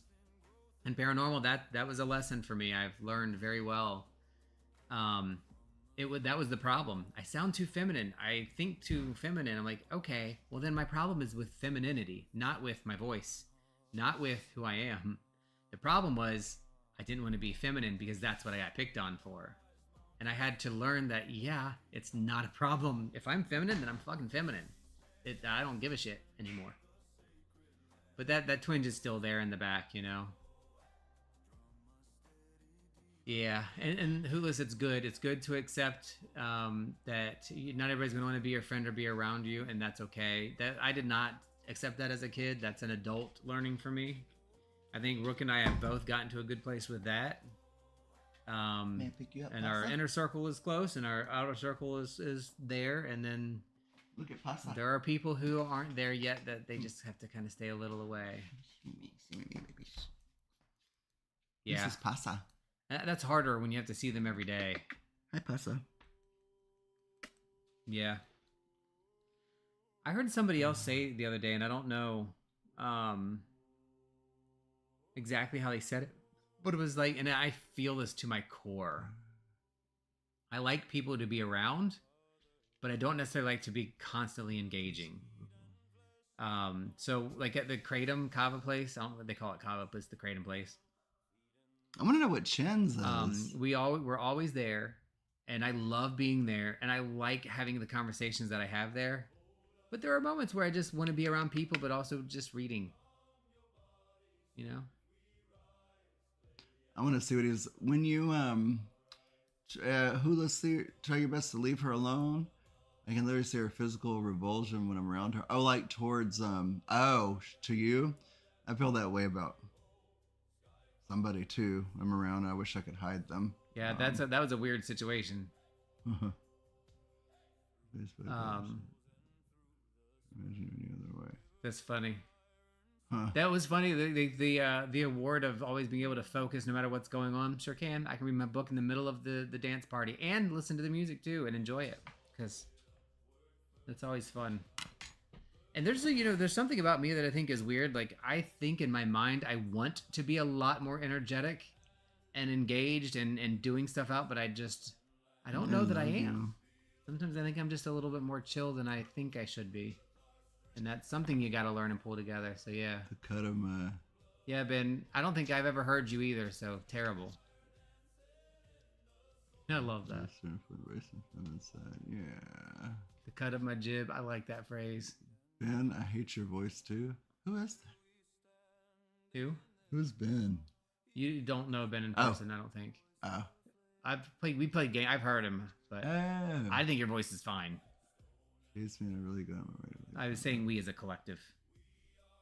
Ben, I hate your voice too. But Jeremiah knows him. Looks like. I think Jeremiah is being Jeremiah. Oh, okay. Oh. It's okay. Social cues aren't always there. Well, I never know when Jeremiah's being serious. You don't know that about anybody, though. I'm very literal. That's funny. No, I personally have heard Ben. I have never thought anything negative about your voice, actually. You're my baby, and I love her. But that's interesting. I really hate my voice. That's too. funny. I caught up real quick, Germ. But you know what's funny? What's really funny? Nobody, like, I don't really care. Man, at this point, what does it matter? It's not the good Tyler, is it? Yeah, no. And Jova? No. I like the good Tyler. I don't think. Well, I know. I'm 100% sure none of us know. Well, I mean, I guess it could be wrong, but none of us know Ben Jova in real life. You do not sound like that a I'm squirrel. aware of. Yeah. Like as far as like met in person. Just by conversations and Discord and stuff and playing Valheim and Oh, the Chinese place in the Roots Plaza. Oh, Chin's Bistro. I got you. yes. I'm slow. I'm a slow hoe. Oh, damn it. Adius does have a very good speaking voice, very good radio voice. You could go down really deep. Good. So he's easy to listen to, and when you get I like Adius on our shows and stuff, but if you ever hang out with him and just play games, He's really he's a cool, different dude. person. Yeah. He's a completely different person. It's Which really don't forget, crazy. we're supposed to be doing that. Yeah, we need to. He wants We're gonna to. host some games, some actual games for the group with everybody as much as possible, and start getting some group games together like we used to. We used to play games on stream all the time. all the time. We used to do Phasmophobia, Dead by Daylight, so- Son of Son of Forest. the Forest. The Forest. We never did is what- Sun. yeah. But yeah, we used to stream that all the time. And just Welcome just back. chill. It is so nice. But I miss Melvin. my hard thing is I can't that's bad. I have a difficulty when I can't stream video games myself because when I do, I don't pay attention to people who are chatting. But I want you guys in Discord. Even if you're not playing, get in Discord and listen and talking with us. Even if you aren't actually playing. I miss Son So of even if we have Forest. like 4 or 5 people in the game, I like having 20, 30 people in and just chilling. But yeah, we're gonna do some games. We're gonna do some My PC name is games Poochie. most likely because I think that's our easiest way to do it. But yeah, Look at Summon this one. Melvin. You should look at a couple of. There's some good multiplayer games that a group of us have. Dead by Daylight, Phasmophobia. We all pretty much have Golf with Friends, Yeah. which is fun Uno. to play. Didn't we have Just the say Uno or Uno. something? Yeah, but Dying Light is one that's pretty common. Dying Light 2 that we all play. GTFO is the one we're trying to push more. I play a lot of Helldivers lately with a couple of people, but they're not this part of this group. What games do you play, Hootless, or what kind? Lemonade and Cheesecake for the Summoning Oh, Circle. yeah. Ooh. We're talking about masks. Can I take the mask off for a minute and say, Yeah. Come on, let's I go have to a our question. program. I have a question. What would be, and I think we might have asked this before, but what would be in your summoning circle? What would be the Ooh. 2 things or 3 things that we need to summon you? Ooh, that's a good question. I think if I'm based on current activities, it's going to be A&W Root Beer and Tic Tacs.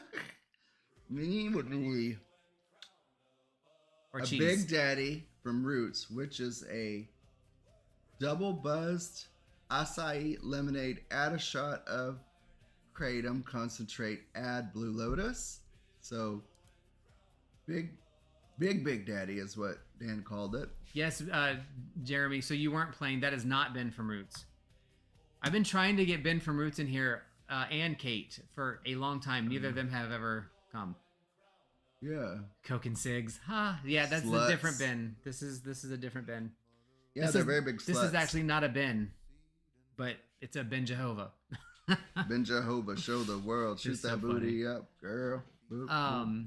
Smut Books, Coffee and Diet Coke and Whataburger. I love I it. need a kratom. So a for this. summoning circle would be, let's say, you're not here. Or let's say, unfortunately, even in the event that you've passed and moved on to the other world. And a dog. What do we put in our circle when we are trying to raise you or get you to come in? So obviously, Melvin is still with us. So we're just saying summoning him into the stream. We would do that with cheesecake and lemonade. Lemonade. Mushroom chocolate and cheesecake from Mama Dragon. Smut Books and then coffee and Diet Coke. Whataburger. We've got Coke and Cigs. I could have called that one from a mile away. Hi, I'm the Ben. The love bin. The Ben. Yes. I need a chihuahua and a kratom drink. I think a chihuahua would definitely be a summoning for me too. A dog. Any dog. Yeah, any dog. But definitely a chihuahua. And Gotti, we love Gotti. Gotti, he likes to party. He's kind of So, big, but he don't bother nobody. The end of this topic, Oh, yeah. we're going to run through, well, not really the end, but kind of a part of it, is the freedom of mind. And this, I think, is going to speak a lot as we're talking about this circle. Let us know what your thoughts are. But let's talk about internal freedom. Internal freedom. In our study, in our research, in our notes, we put internal freedom from automatic reactions, inherited beliefs, fear, shame, and rigid thinking. And I think of all the things, these 5 bullets, I can't even talk English anymore. These 5 bullets are so incredibly important. Because even, let's say all of our freedoms are taken from us and we have nothing left. This book, The Little Liars, is really putting me in this mindset of everything has been taken from me. How do I still experience freedom? The only way would be freedom of mind. Let's say we're locked up and we didn't do it, but we're locked up for life, maybe even on death row, but we didn't do it. The Life of David Gale, right? Yep. Good movie. If you guys want to see it, it's got a lot of controversial topics. Good movie. Good movie. Makes you mad as Old hell. Kate Winslet and what's his face before he went douchey? Laura Linney. Laura Lynn. No. Kate Winslet, Laura Linney, and Spacey. Spacey. Kevin Spacey before he went Spacey. That is a good movie. Life of David Gale. If everything is taken away from you, how do you consider internal freedom? From automatic reactions, right? So learning how to react. From inherited beliefs that we have to break down and deconstruct. From fear, shame, and rigid thinking. That's funny.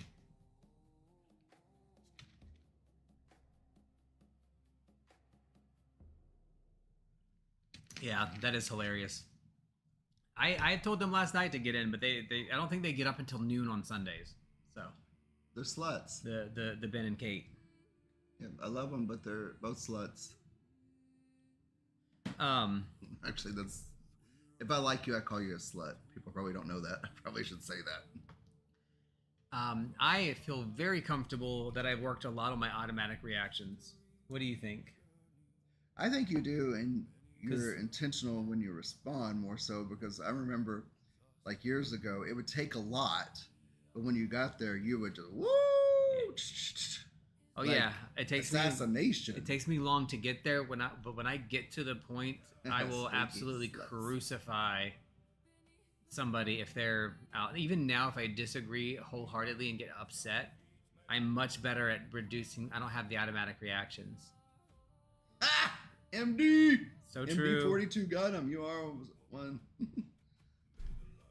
Oh my god. Automatic reactions, I think, are full-on defense mechanisms.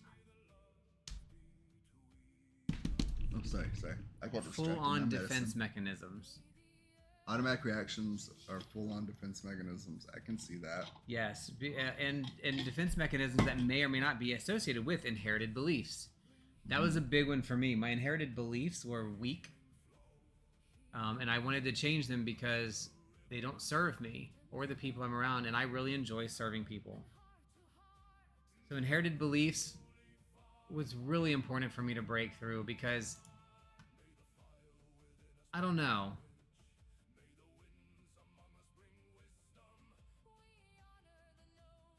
What do you think?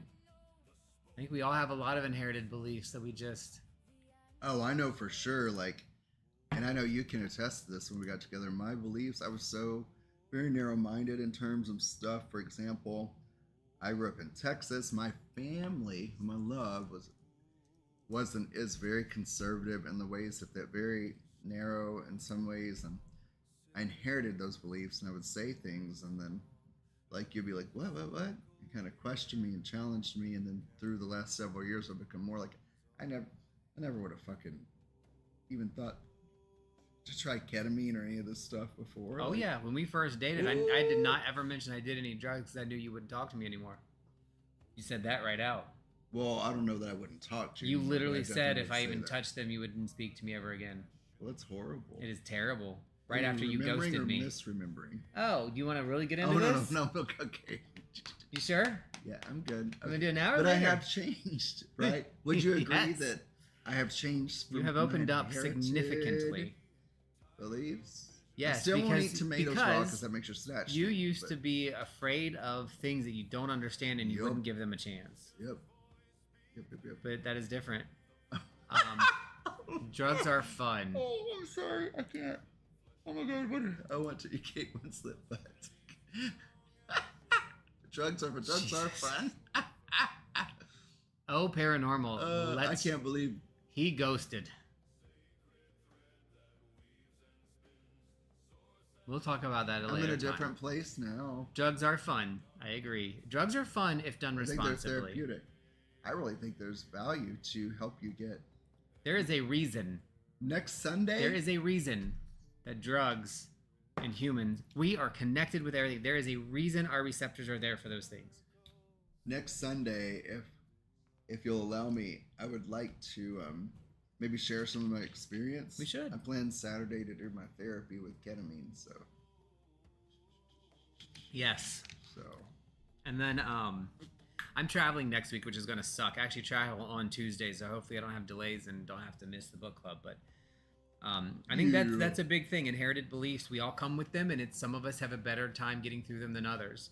What about fear and shame? What about it? What about fear and shame? Freedom from fear and shame. How do we work? Is that something that we feel that you guys have seen a lot for? That you have fear and shame that keep you from having freedoms and making choice. Remember, we're in prison for something we didn't do for the rest of our life. What's the freedom from that I can have? Fear and shame. From fear and shame. Ooh, that's a good one. That is, by the way, my biggest fear in life. Number one. I think we shame ourselves more than anybody else. And then for fear, that's so crazy because a lot of the times as we worry and fear are really wastes of time. But fear, like what do we really think that is? Is it because we don't know something that we have fear? Or is it because also we can have fear from experience, right? Yeah. Something that we've has happened. Mm-hmm. And then we can kind of prejudge all similar possibilities of situations based on that fear, which is not good. Yeah, I don't know that I feel a lot of fear anymore. Definitely anxiety, which is just the first level of fear. But my spiritual path has really helped me along figuring out how to be away from fear, and being afraid of things and having fear hold me back. But shame definitely holds me back. I still feel internal shame for being gay. That's a hard thing to get through. I've definitely progressed, but it's still there. There's still there when I grew up, from how people reacted and treated me. There's still some shame there that I'm working through. But I don't know. I have. I'm glad you don't either, Squeaky. I miss Squeaky and Mama Dragon. Yeah. As far as the last bullet, which is rigid thinking, what about fear from rigid thinking? Yes. You need to do some therapy with, like I am. I hear you, Twisted. But just remember, sometimes Rigid thinking. losing control helps us figure out where to turn the knobs back on.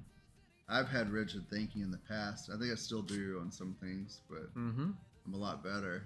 Keep working. Yeah, I am definitely a lot better. Ooh. I think that's one of the areas I've been really good with. Yeah, I you do. don't think I've had rigid thinking a lot, and I think part of that comes from I enjoy, even if somebody is different than me, I enjoy understanding what they like, and how they do things, and having space for people to be who they are. I think is really cool.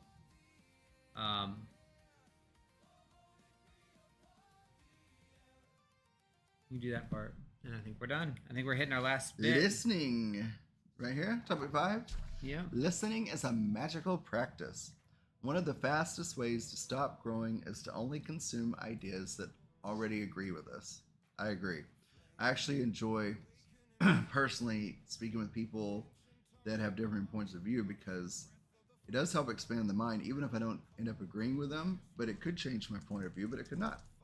Respectfully listening to people with different viewpoints or taking time to genuinely research perspectives that challenge our own doesn't require us to abandon our beliefs.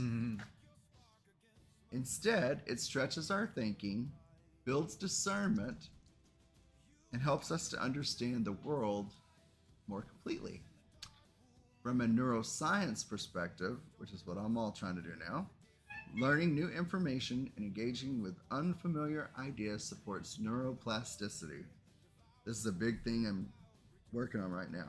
And it's very controversial because there was this thing that, do we grow new brain neurons? And some people say, yes, we can. We used to be like, you're born with all the neurons you'll ever have. That's how they taught. And now your body can make new. but it also can reconnect and make more connections. So if you have one neuron here, one neuron here, one neuron here, and they're firing something different, you can actually move them to get together and Make have like them a connections. different- There's new pathways. So either a shorter pathway, or just as an example, it goes to a new bus station before it drops you off, so that you can see something different and have a different perspective. And the neuroplasticity piece is what I'm working on to try to change those pathways of anxiety, because we do have a negativity bias for protection. We talked For about in the protection, beginning. yeah. So if we can reroute ourselves intentionally, with intention, and learn to do that. So neuroplasticity is the brain's ability to form new connections and adapt throughout life. From a magical perspective, what does this mean? Every new perspective becomes another tool in our kit. I love this. This is the mindset I've adopted when I came into paganism as an adult again, when I came back to it. Don't be like church. Like, we don't have to adopt every idea, 100%. That is it. but we shouldn't be telling people they're right or wrong. But as magical understanding folks, it. But understanding it. And we can disagree with them. Yeah. But we can also grow. If I have 10 new perspectives, I can pick a new perspective, or I can go with the one I already have, or I can change mine to something completely new. But I have new wisdom. I have new energy around this, and listening is the way to do that. I need to do this way better. And that's good, because the wisdom that we gain from that is better than fear. And curiosity is a powerful form of magic. So, some pagan perspectives. Many pagan traditions teach balance. I don't know why I like that word and I don't like that word, because balance is not like balance. It's like 30-70. You know, it can be a lot of different things. What does that mean? In pagan traditions, and at least in my experience and in spirituality, you're not looking for equality. Right. And I don't like the word balance either, but I think the way I interpret it, or the way I take it, is not about like I have to be in the middle of everything. That's not what it's saying. What it's saying is you have to engage all of the thing to be the thing. It's like yin yang. You notice it's not a circle with a line down the middle, right? It's got the larger drop and then the skinnier drop, because they're over each other. They're involved in each other. They're not equal. Now they have the same amount of stuff in them, but they're not equal, which makes it very different. Like, you can't flop the other one and mirror it over and have the same side of a yin yang, right? It would not work. It just doesn't fit. And so the idea of balance isn't to have things equal. It is to consider things. And for me to be in balance doesn't mean I have no emotion because my happiness equals my sadness. It means I know how to express and experience all of the things as a human being and a spiritual person in a way that's beneficial to me. That's the balance we're seeking. There's a lot of videos on balance. There are other words that I think are much better than balance. I don't remember what they are. One that comes to mind is temperance. Because temperance is a little bit too active for what we're talking about here. I like temperance because you're balancing, but you're not equality. You're not weighing things together. You're same amount of stuff, but using it and making different things with it by adding and subtracting. Alchemy. But I really think that that's an important thing when we talk about balance. There needs to be a better word for it. I like what Jeremiah said. I think we talk spirituality while others talk about religion. Religion is being told what to believe. Spirituality is finding out for yourself. But to us, people like himself, religion is the historical account someone else's spirituality. Is there no wisdom to a crowd? What does that mean? Hermetics is really good at explaining this too, this balance, and the whole section here we're talking about the moon changing the tides, because never does it say things have to be balanced. It says what's above is also below. That's equality. What comes in must go out. That's ebb and flow. What is positive is negative. That's polarity. It doesn't say you're searching for the middle. It says you are moving along the line in life, in and out, up and down. So that life is really important to have that. That is balance. Not still water at the beach is not balance. Waves crashing and releasing their energy is the balance. I think that's the best way I can explain it. Well, it's like riding a horse, not putting things on a scale. Yes. Okay, that's a good way to put it. That is really good too. Yeah. I like Mama that. D. So we got riding a horse, not putting things on a scale, and we're not looking for still water at the beach. We're looking for the beach's energy to It release comes and it and flows. flow. It goes and it comes back. There goes the tide. I want to go Tides back are to the that way comment, though. I heard you mention under your breath, is there or is there not wisdom in a crowd? Yeah, that's what I was saying. What is it? Define the crowd in the situation. Yeah, what's a crowd? Like more than one person? Or could one person be a crowd? Well, my thought first goes to One person could be a crowd, depending on a crowd of people who are watching a fight. Is there wisdom in that crowd? Or watching somebody who's failed or hurt themselves and everybody thinks somebody else is going to fix it? I have to think about that a little bit more. Anybody have any thoughts on that? Or Ben Jehovah, you have Is there or is more there not comment about wisdom that? Because to that's a crowd. that's a thinker. That's a thinker. That's a thinker. So we did a little practical magic section Yeah. while we're going into that. Oh, this is cool.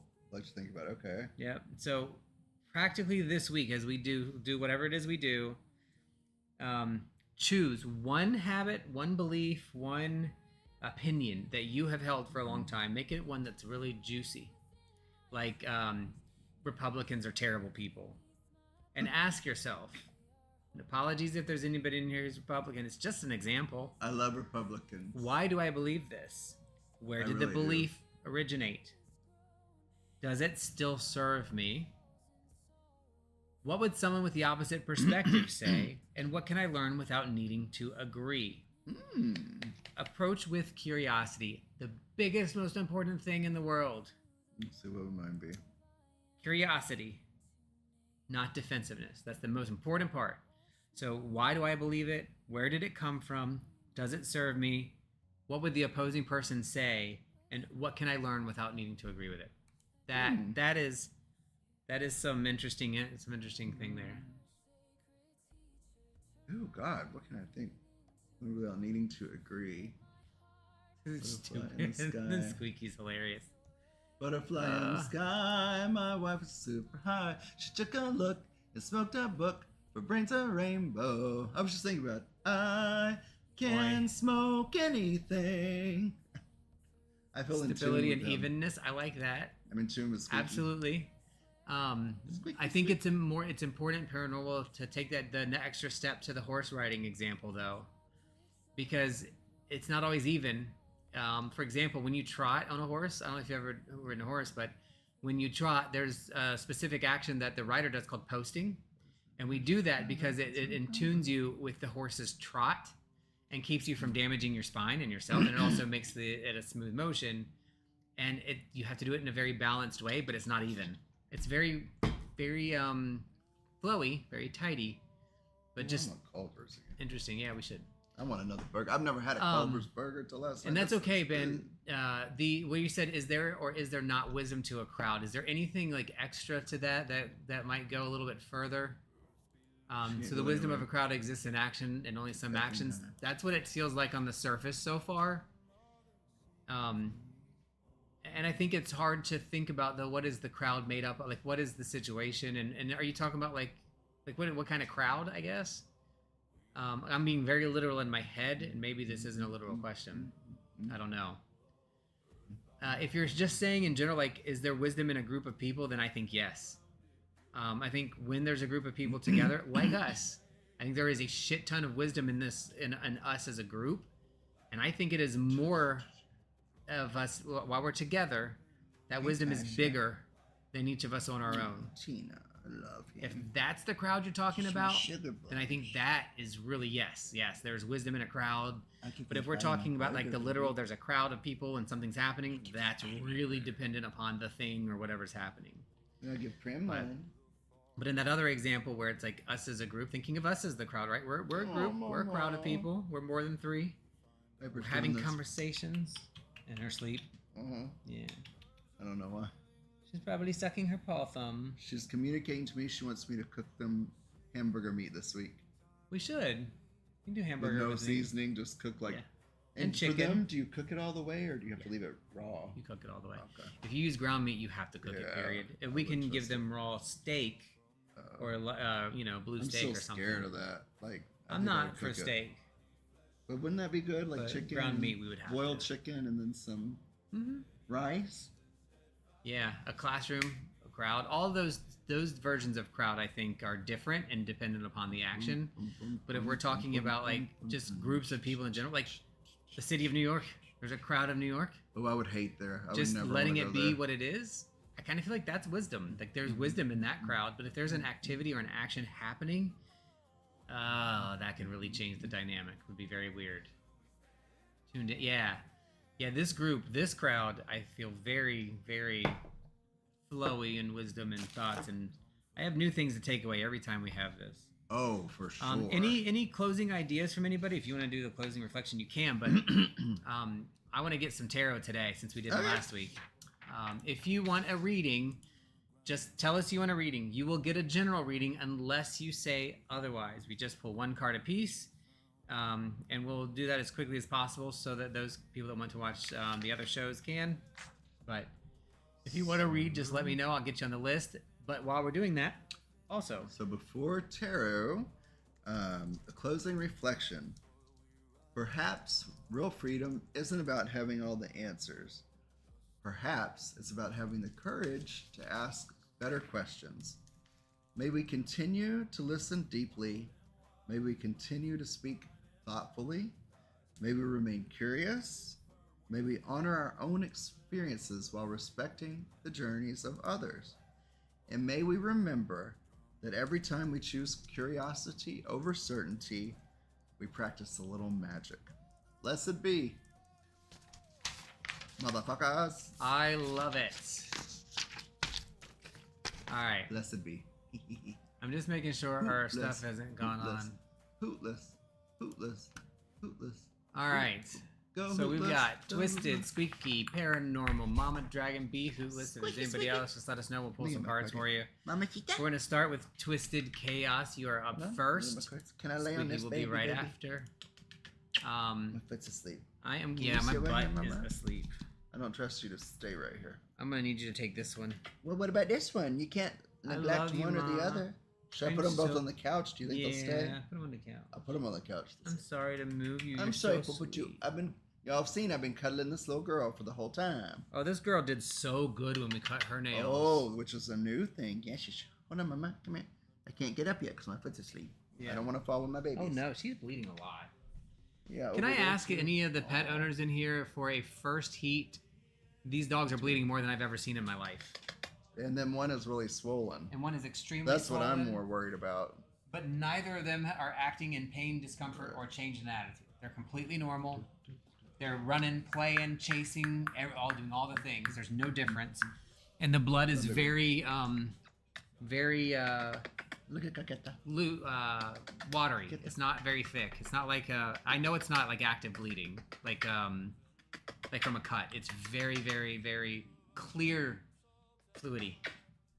So This is I'm not worried about an Jamaica, infection. It's just and this there's a lot is- of swelling. Horchata. This is Jamaica, and this is horchata.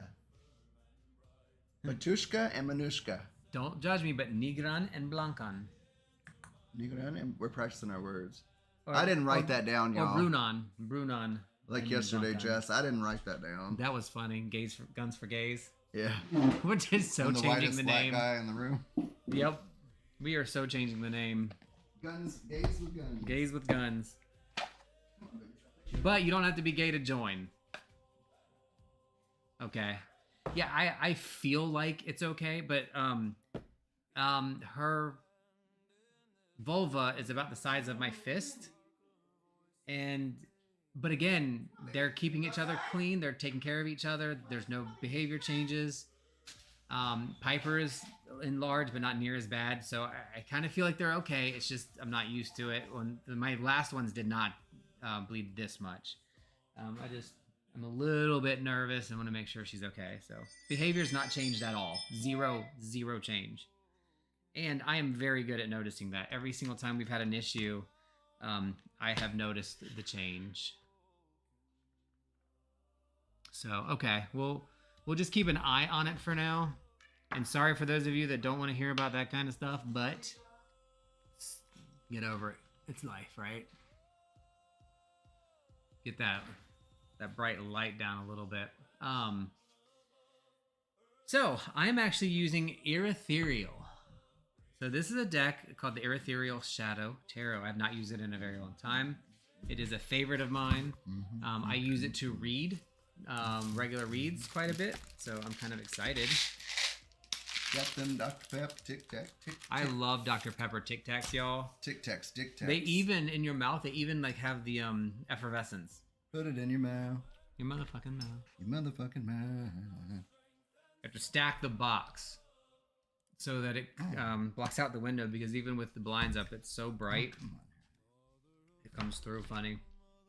But yeah, these are weird cards. They're very long. They're elongated. Extremely hard to shuffle. Gotta clean this table. I We got just stuff cleaned it. piled on here again. I just cleaned it too. We got stuff piled up. Look here. at my side. Yeah, you got a lot of stuff over there. Look how good it is. That's the gun case. Oh. And my diamond art. You take that off, my side's clean, bitch. Ooh, diamond art. Those are really pretty cards. Drag said, puppy and puppy. I let the dogs out, the big girls. Okay. All right, Alice in Wonderland. By Think they're Oracle. these are so long I can't even get my hands around them. These are kind of like, these are kind of like hard to manage as well. I might do an old shuffle style here. It's going to Let's take do me a it minute. I'm first. sorry, Twisted, but I'll use it for connection time. Because these are going to be very Who's hard. first? Twisted. So you're going to have to give me just a minute. Oh, excuse me. God, I gotta stop burp. I'm so sorry. That's so rude. I have no manners. No manners. Alright, so Twisted. Squeaky silence. Aye, Alice in underwear. Hey, make it not, let it show, let it show. But what show? Alice in the Wonderland. Alice in underwear. That's funny. Alice in underwear. Alright, let's see. Twisted, Twisted. She's fucking twisted, Twisted, Twisted. TK Twisted. VITCH Twisted. I'm connected to her. Okay. Alright, let's see. Hold on. Don't go too fast because I've got to get I'm not- these. Oh, look, it's going to take me a while to cover these, kind of. Yeah, I love these cards, but they are a pain in the ass to shuffle. These as well. So we kind of picked oblong. So if you ever have cards that are too big to shuffle, you can make 4 or 5 piles and just pull those piles out. You can even go up to 10 piles and just mix up the order that you take the cards out, and it does a really good shuffle, so that then you can try to do the little shuffles in between. Alright. And you can also try to shuffle them sideways, which works I was sometimes. seeing Kelvin. I wonder what's up with Kelvin. I just thought Yeah. of him. Kelvin and Melvin are on my mind. Yeah, both of them are out today. Kelvin and Melvin are on my mind. Should message. I'm gonna message Melvin here a little bit. Yeah. I mean, and Kelvin. And then we got to figure I out what met we're Kelvin. doing today. Yeah. What does TK need to know? The cards say she's not a hoe. What does TK need to know? The cards say she's not a Well, hoe. that's sad for the financier. Well, All right, so maybe she's Twisted. dedicated. All right, your Alright. first card. 5 of Cups. What the fucks? All right, I'm gonna try to pull this down a little bit. Queen. The 5 of Cups. Mm-hmm.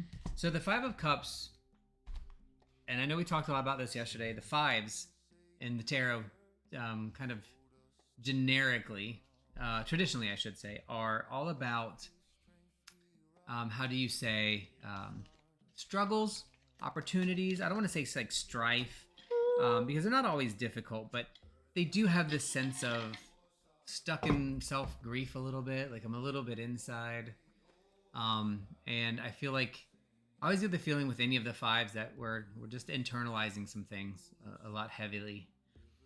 And a lot of times we're looking at ourselves and saying, woe is me, this thing is not good. It could also speak to regret, right? That I feel something is not right and I regret I should have done things differently. So the message is basically this adversity is upon you and you need to Work through it. Don't let it consume you. Don't let it make you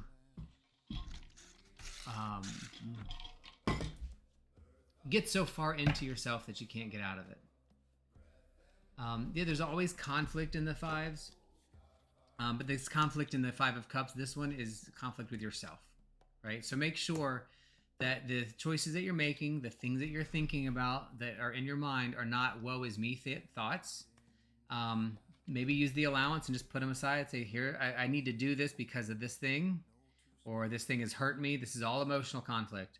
This thing has hurt me. This thing has happened. I need to get through this. And maybe we're making a quick decision without looking at it externally first. So step back from it and attack it from a very separate mindset.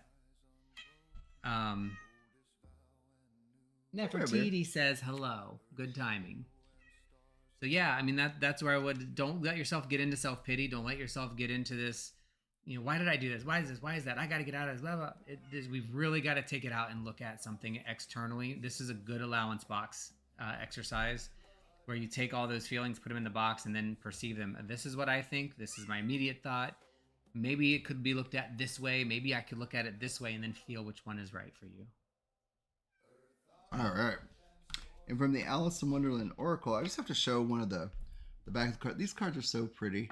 There's a little like designs on there, like Queenie designs. But for you, Krista Cass, I pulled the card 33. You know, I gave him all the space to put these up without covering them up, and he just does it anyway. I want to be a queen.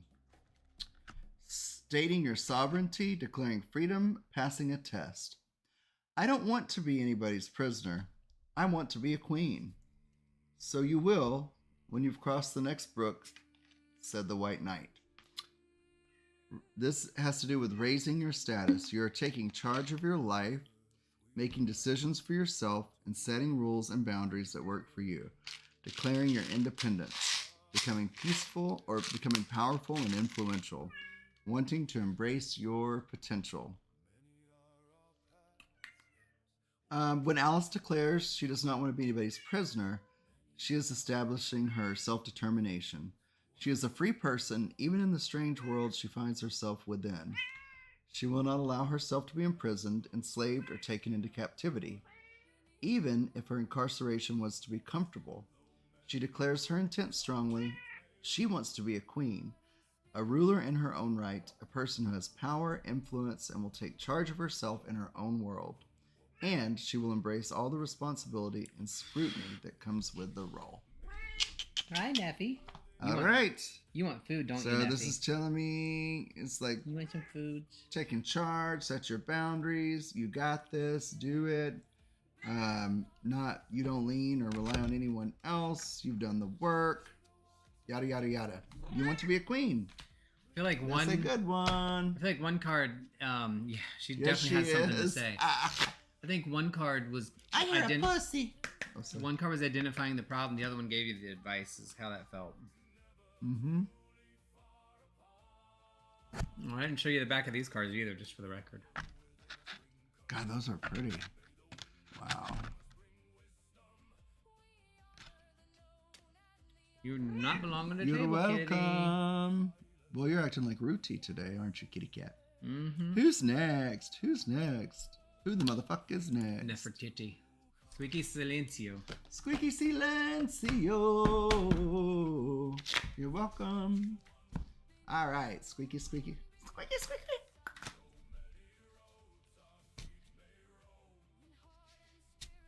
All right, squeaky silence. Ouch. Be careful. Don't claw me if you slide. You're welcome. I just cannot shuffle With these a at all. squeaky Nintendo. Squeaky, squeaky, tiki. Squeaky, squeaky silence. Lacta silence.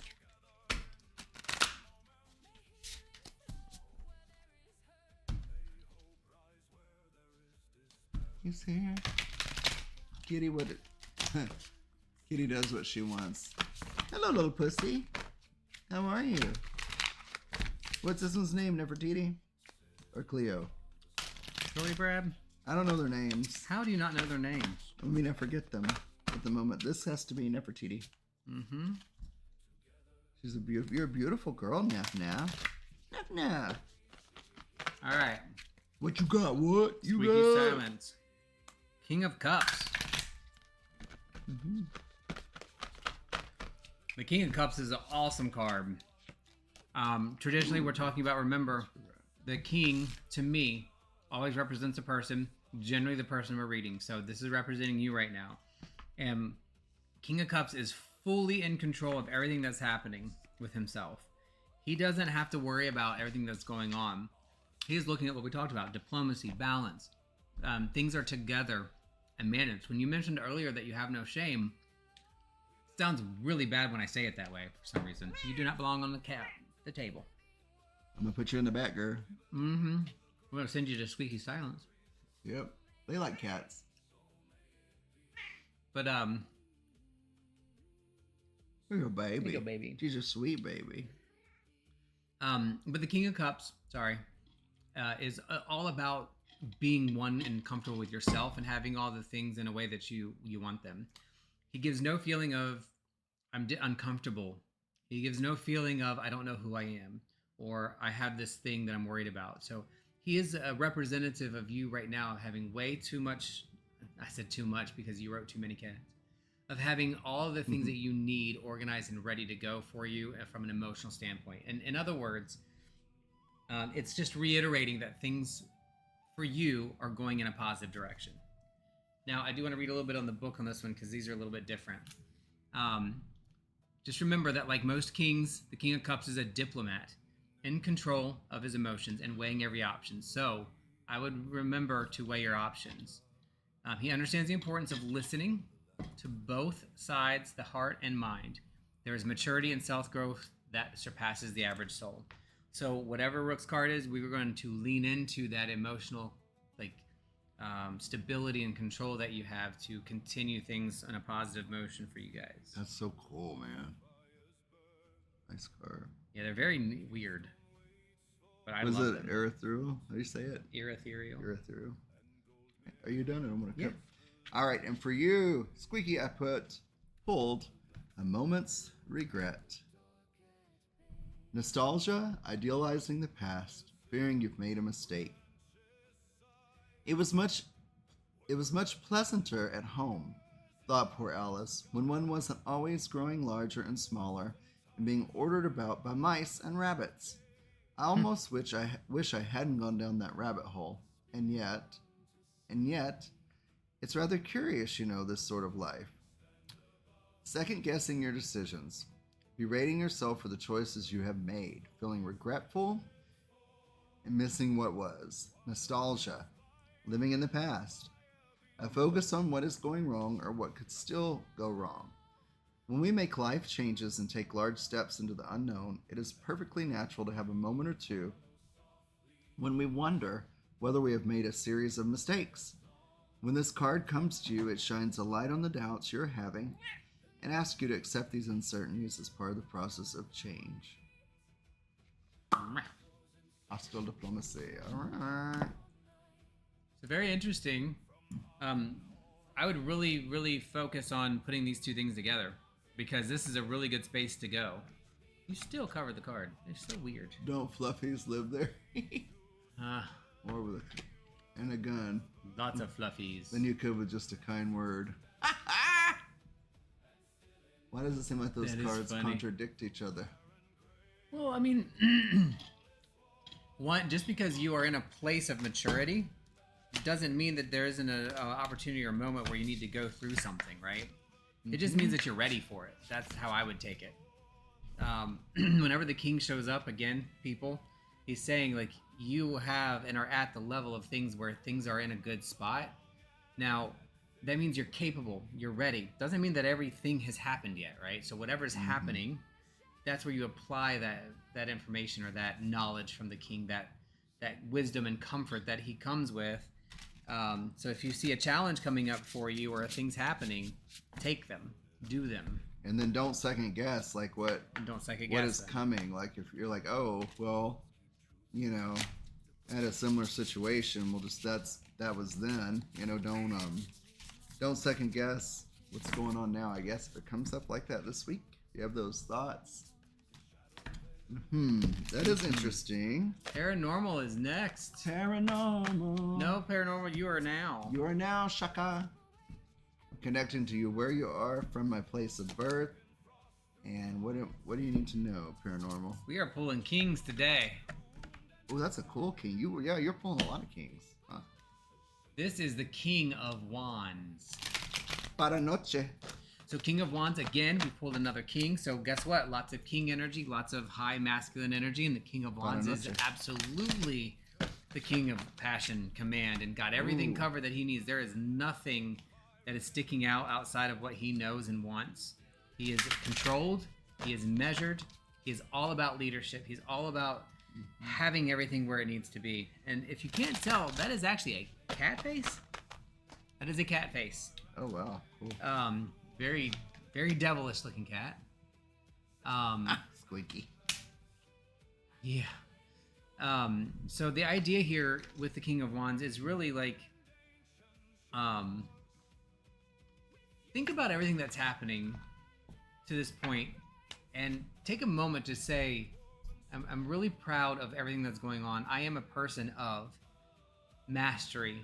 I am a person of being in control. I am a person who has done all of the things that I needed to do.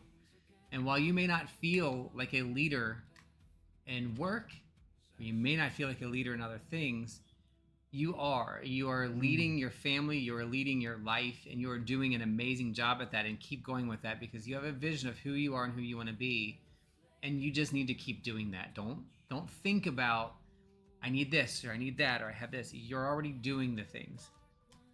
And so from the book says that the King of Wands is a clever figure and a master problem solver. Whether social, monetary, or personal, there is a plan, and the plan will be executed. So, whatever's coming up for you, let's make sure we follow through with those plans. You got to make plans, but then you have to do them. And the King of Wands is an expert at doing. All right. Who are you? Who are you? What do you do? What do you do? What about who are you? All right, Yep. Madam PW. I pulled for you card 43, Manage to be Glad. Manage to be glad. Create your own happiness regardless of conditions. I wish I could manage to be glad, the Queen said, only I never can remember the rule. You must be very happy living in this wood and being glad wherever you like, whenever you like. The divination is your happiness is in your own hands. It is something which can be managed, nurtured, and grown. Acknowledgement that life can be very difficult and challenging, but you are being asked to grow the happiness you long for out of your magical will and your desire to feel joy once again. And I love how she spells magical. She does it with a K. The Queen is almost berating Alice, imagining her to be happy whenever she wishes, thinking the business of being happy is simple. As the Queen, she feels it is not simple for her, but she wants to manage to be glad. Except, as she says, she cannot remember the rule. Is there a rule to happiness? Is there a way to manage to be glad? When this card comes to you, there are two possibilities, just as there are two slithy toves in the painting. The first is that others assume your life is simpler, easier, and happiness comes more readily to you. There is the implication that they have it harder and must struggle to be happy. This is not the case at all. Your happiness has been earned. In some ways, you've created it by directing your thoughts and impulses towards the steady creation of happiness. I like that. Those are pretty. I love the way she makes those cards. Yeah, like so exaggerated, the heads. Let me peek out and see if the dogs are... Yeah, I think the really cool thing about this read right here is the amount of active energy in here, the amount of doing. You try to be happy, and you don't just be happy, right? Happy is not just a being. Happy is an action, and it's a thing that you get to. And even for a brief moment, I saw you with your kids, and you can see the amount of happiness you have when you're with your kids. And it is very clear and very apparent how you kind of pull that together which I thought was freaking amazing, by the way.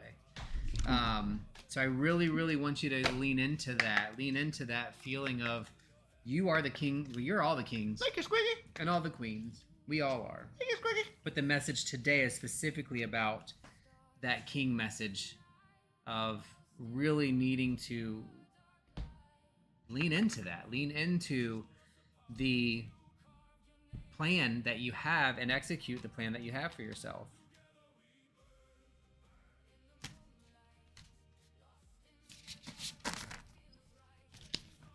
We're on to the MD. Mama Dragon. Mama D, 42, Mama D, 43.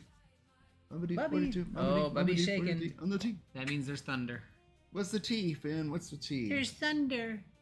I love you. You're such a good boy. There's thunder. You were such a good boy when you had your nails, your hooves trimmed. Yeah, he did so good Oh yesterday, y'all. my He is goodness. so bad with foot trims. He usually Well. goes bonkers, and he did such a good job. Because y'all did yesterday. it wrong. I don't want the fucking peanut butter. That distracts me in a bad way. Just hold me hold and give me. me love. Just hold me. It's okay. Dragon buddy. is coming soon. Oh, wow. Oh, my. Dragon. That's a good thing. I'm glad for you. I'm glad for you.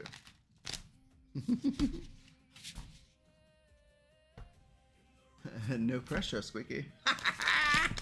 No pressure. Under pressure.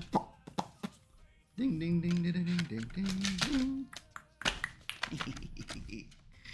All right, we've got a different card. This is the Mage.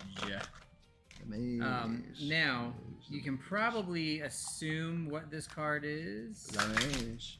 The Magician, right? The Mage. La Dookie. Now, you all know the Magician's my favorite card. Now, Favorite. this is a gorgeous rendition of... I gotta get my hand in the right place. Of the Mage. See if I can bring it a little closer for a minute. Ooh. I really want to get this to the point where it just is easier. Aw. We've got to find a way to permanently get this set up. But this is the Mage. Such a beautiful version. Now, the Mage and the Magician, we all know this one. It's all about the doing, the manifesting. We even talked about it again last night at how this is where the idea comes from that gets put together by the High Priestess that then gets executed by the action of and gestated by the Empress. So the Magician is saying, I am pulling from here. Get me air, get me water, get me fire, get me earth, and get me spirit, and let me pull all these things together and make the shit happen. It is all about manifestation and using your tools.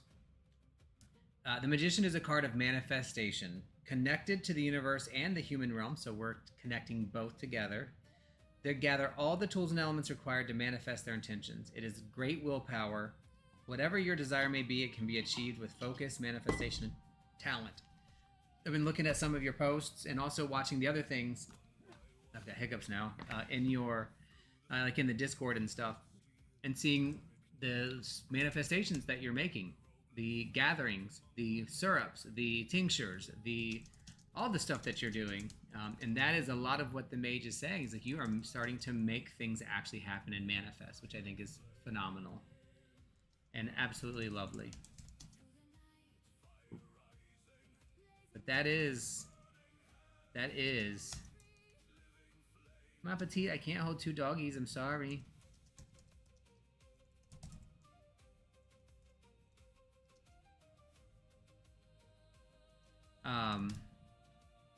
But yeah, so that's really where it comes from.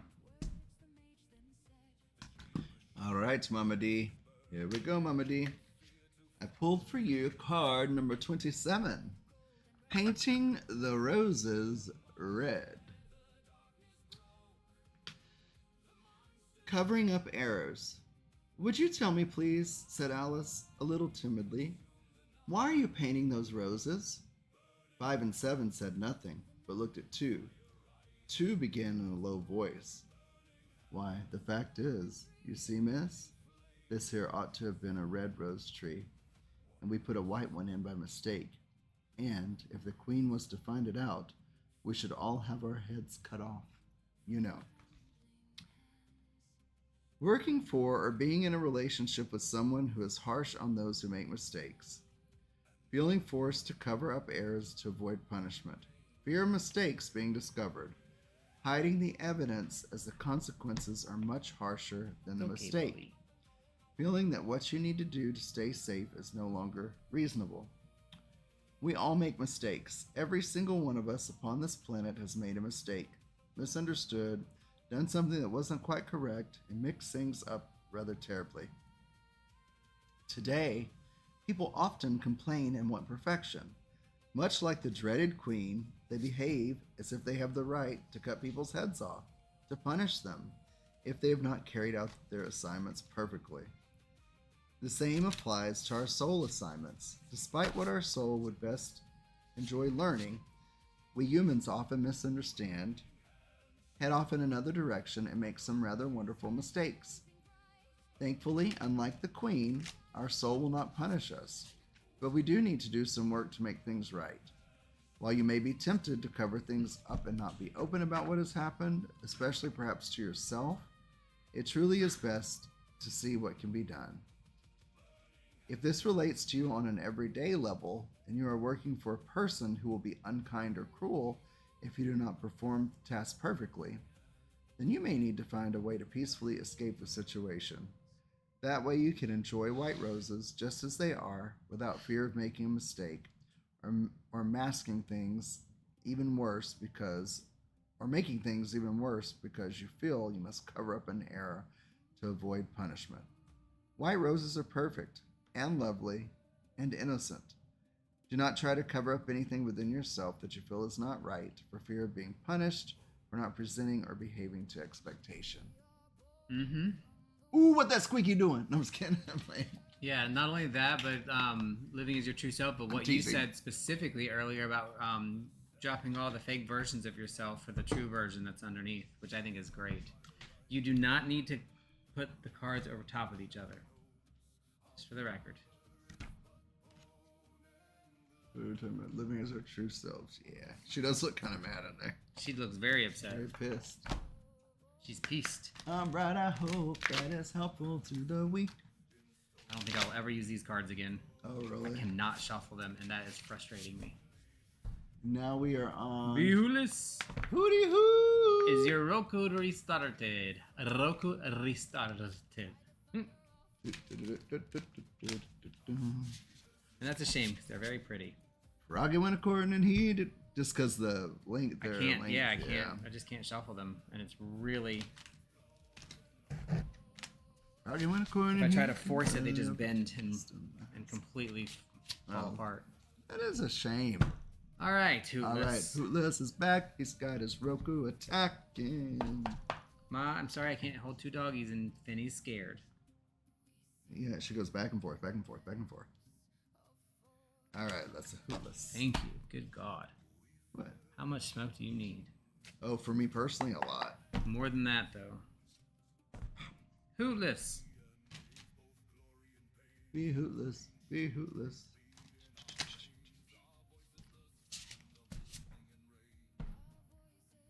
Okay, my petite. It's okay, my petite. All right. Ooh. Oh, those are so freaking cool, man. Is that like a horse? I think so. It is the Seven of Wands. Wands. So the Seven of Wands is, if we go back to what we talked a little bit about yesterday, or last night, about the cycles, right? The 1, 2, 3s, the 4, 5, 6s, and sometimes 7, and then the 8, 9s, and 10s, sometimes 7. The Seven of Wands is this like transition from the middle of something to the end of something. And it's this point where you have to really recheck and go back and look at things from a perspective of life, just life in general. When it shows up, it's often a reminder that says, I need to stop and make sure that I am standing up for the right thing and for myself. I need to make sure that I'm doing what's right by me. I need to be protective of me.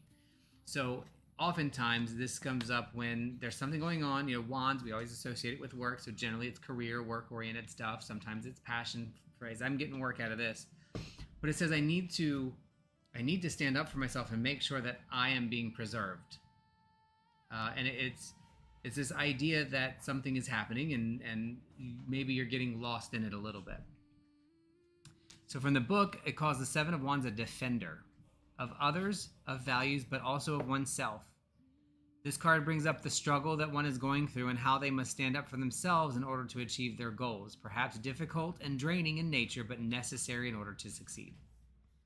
So adding that to it, it's this I need to make sure that I am not getting lost in the shuffle, because I've done the beginning part, I've done all the work in the middle part, so this is not a new thing. This is a longer standing situation. I'm getting ready to transition into the solution. Before I do that, which your solutions are in the 8, 9s, and 10s, your conclusions and solutions, we're saying that transition requires me to make sure that I self-evaluate, make sure that I am standing up for myself, that I'm holding myself, that I'm making sure others are holding myself in the esteem that I deserve. So don't let yourself get lost in other situations when things are happening. Stand up for yourself. My leg is completely asleep. All right. And I have pulled for you, kind sir, number 11. Changed in the night. You have changed quietly. Dear, how queer everything is today. And yesterday, things went on just as usual. I wonder if I've been changed in the night. Sudden, unexpected change. A shock. Unexpected news. Adjusting to a new situation. Finding out more about who you are. Inexperience and uncertainty. An identity crisis due to changed circumstances. Sometimes we change slowly. A little change here, a small adjustment there, tiny shifts day by day, and over time we grow into a very different version of ourselves. But at other times we feel like we've been changed in the night. Our day might suddenly, without any warning at all, be very queer indeed. For Alice, and perhaps for you, when you receive this card, there is a sense that so very much has changed in an instant, that the world has quietly, suddenly been turned upside down, or right side up. And we have not had a moment to grow used to this new reality, the way we now are, or the rules of the world we find ourselves inhabiting. When a time like this comes, we can be in shock, a little numb, and have trouble finding our way back to the center of ourselves. If you feel you may have been changed in the night, that your life has changed quite dramatically, quite suddenly, then take a moment. Remember your values, your feelings, yourself. Look about you, steady yourself, and breathe in deep. You've been rocked, and your sense of self and of reality is going to take a little time to resettle. Continue to connect with your core self, be good to you, and take it easy but steadily. Remember, you are finding out who you truly are. Until this moment, you only knew who you could be when faced with certain predictable circumstances. Now that so much has changed, you will find out so much more about yourself, and in time, this will enrich you so very much. Don't fall through, Mama. Oh. Very interesting. Oh. It's different. So, I guess...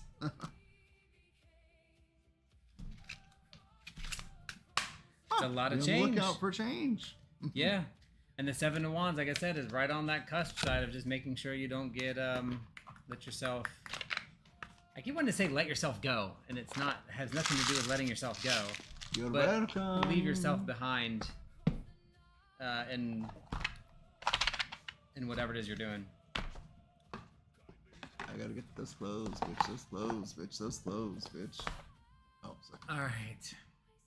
Well, that was very fun. I feel like I'm glad we got to the topic, but last week that was necessary and awesome combos. Yes. So we'll have to see. I will be looking at the Discords and observing and discerning, if you will, any topics that you may put in or discussions that you might like to have an episode for next week. Yeah. I like doing it that way better. It seems like, even if it's not exactly, we kind of take what's going on and reword it a little bit to Find something that's pertinent to what the discussion is. Hail Santa! Yes, and I need to catch up With the big balls. I need to catch up in Discord and get everything back to where I'm understanding what's the conversation. Get some more conversation there. Don't forget Tuesday. Tuesday is the book club meeting if you're interested. Yeah, we gotta send it along. But it's been a great day. Thank you again for hanging out with us and spending your time with us. Now. And it's what, it's 7 or 8, I think. 8. 8 book club. I'm putting it in here, bitches. So you guys have a wonderful rest of your day. Feel free to chat, talk it up. So Tuesday will be the 14th. All right. Bakak. Bakak! Have a great week, a great rest of your Sunday. Thanks for hanging out. To earth we return. From stardust we care. Through mystery we journey. Many are our paths, yet one is our circle. Many are our names, yet one is our longing. Oh, gather close and sing as one. Beneath the moon, beneath the sun. Though many roads our feet may roam, in heart and spirit we are home.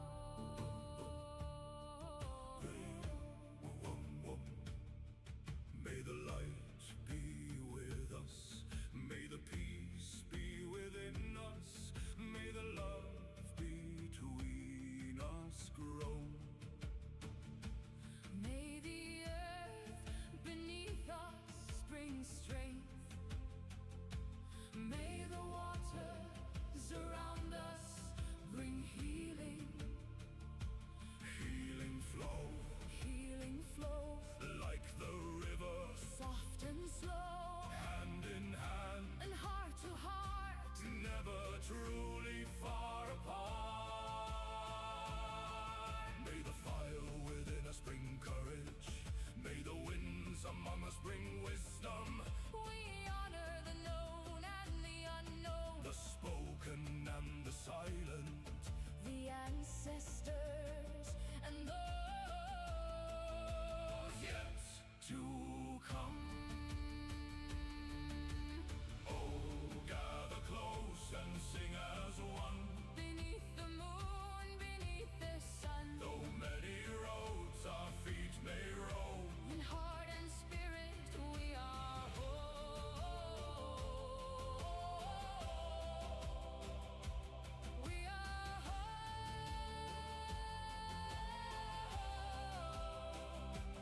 Though our prayers have different words, our hearts beat together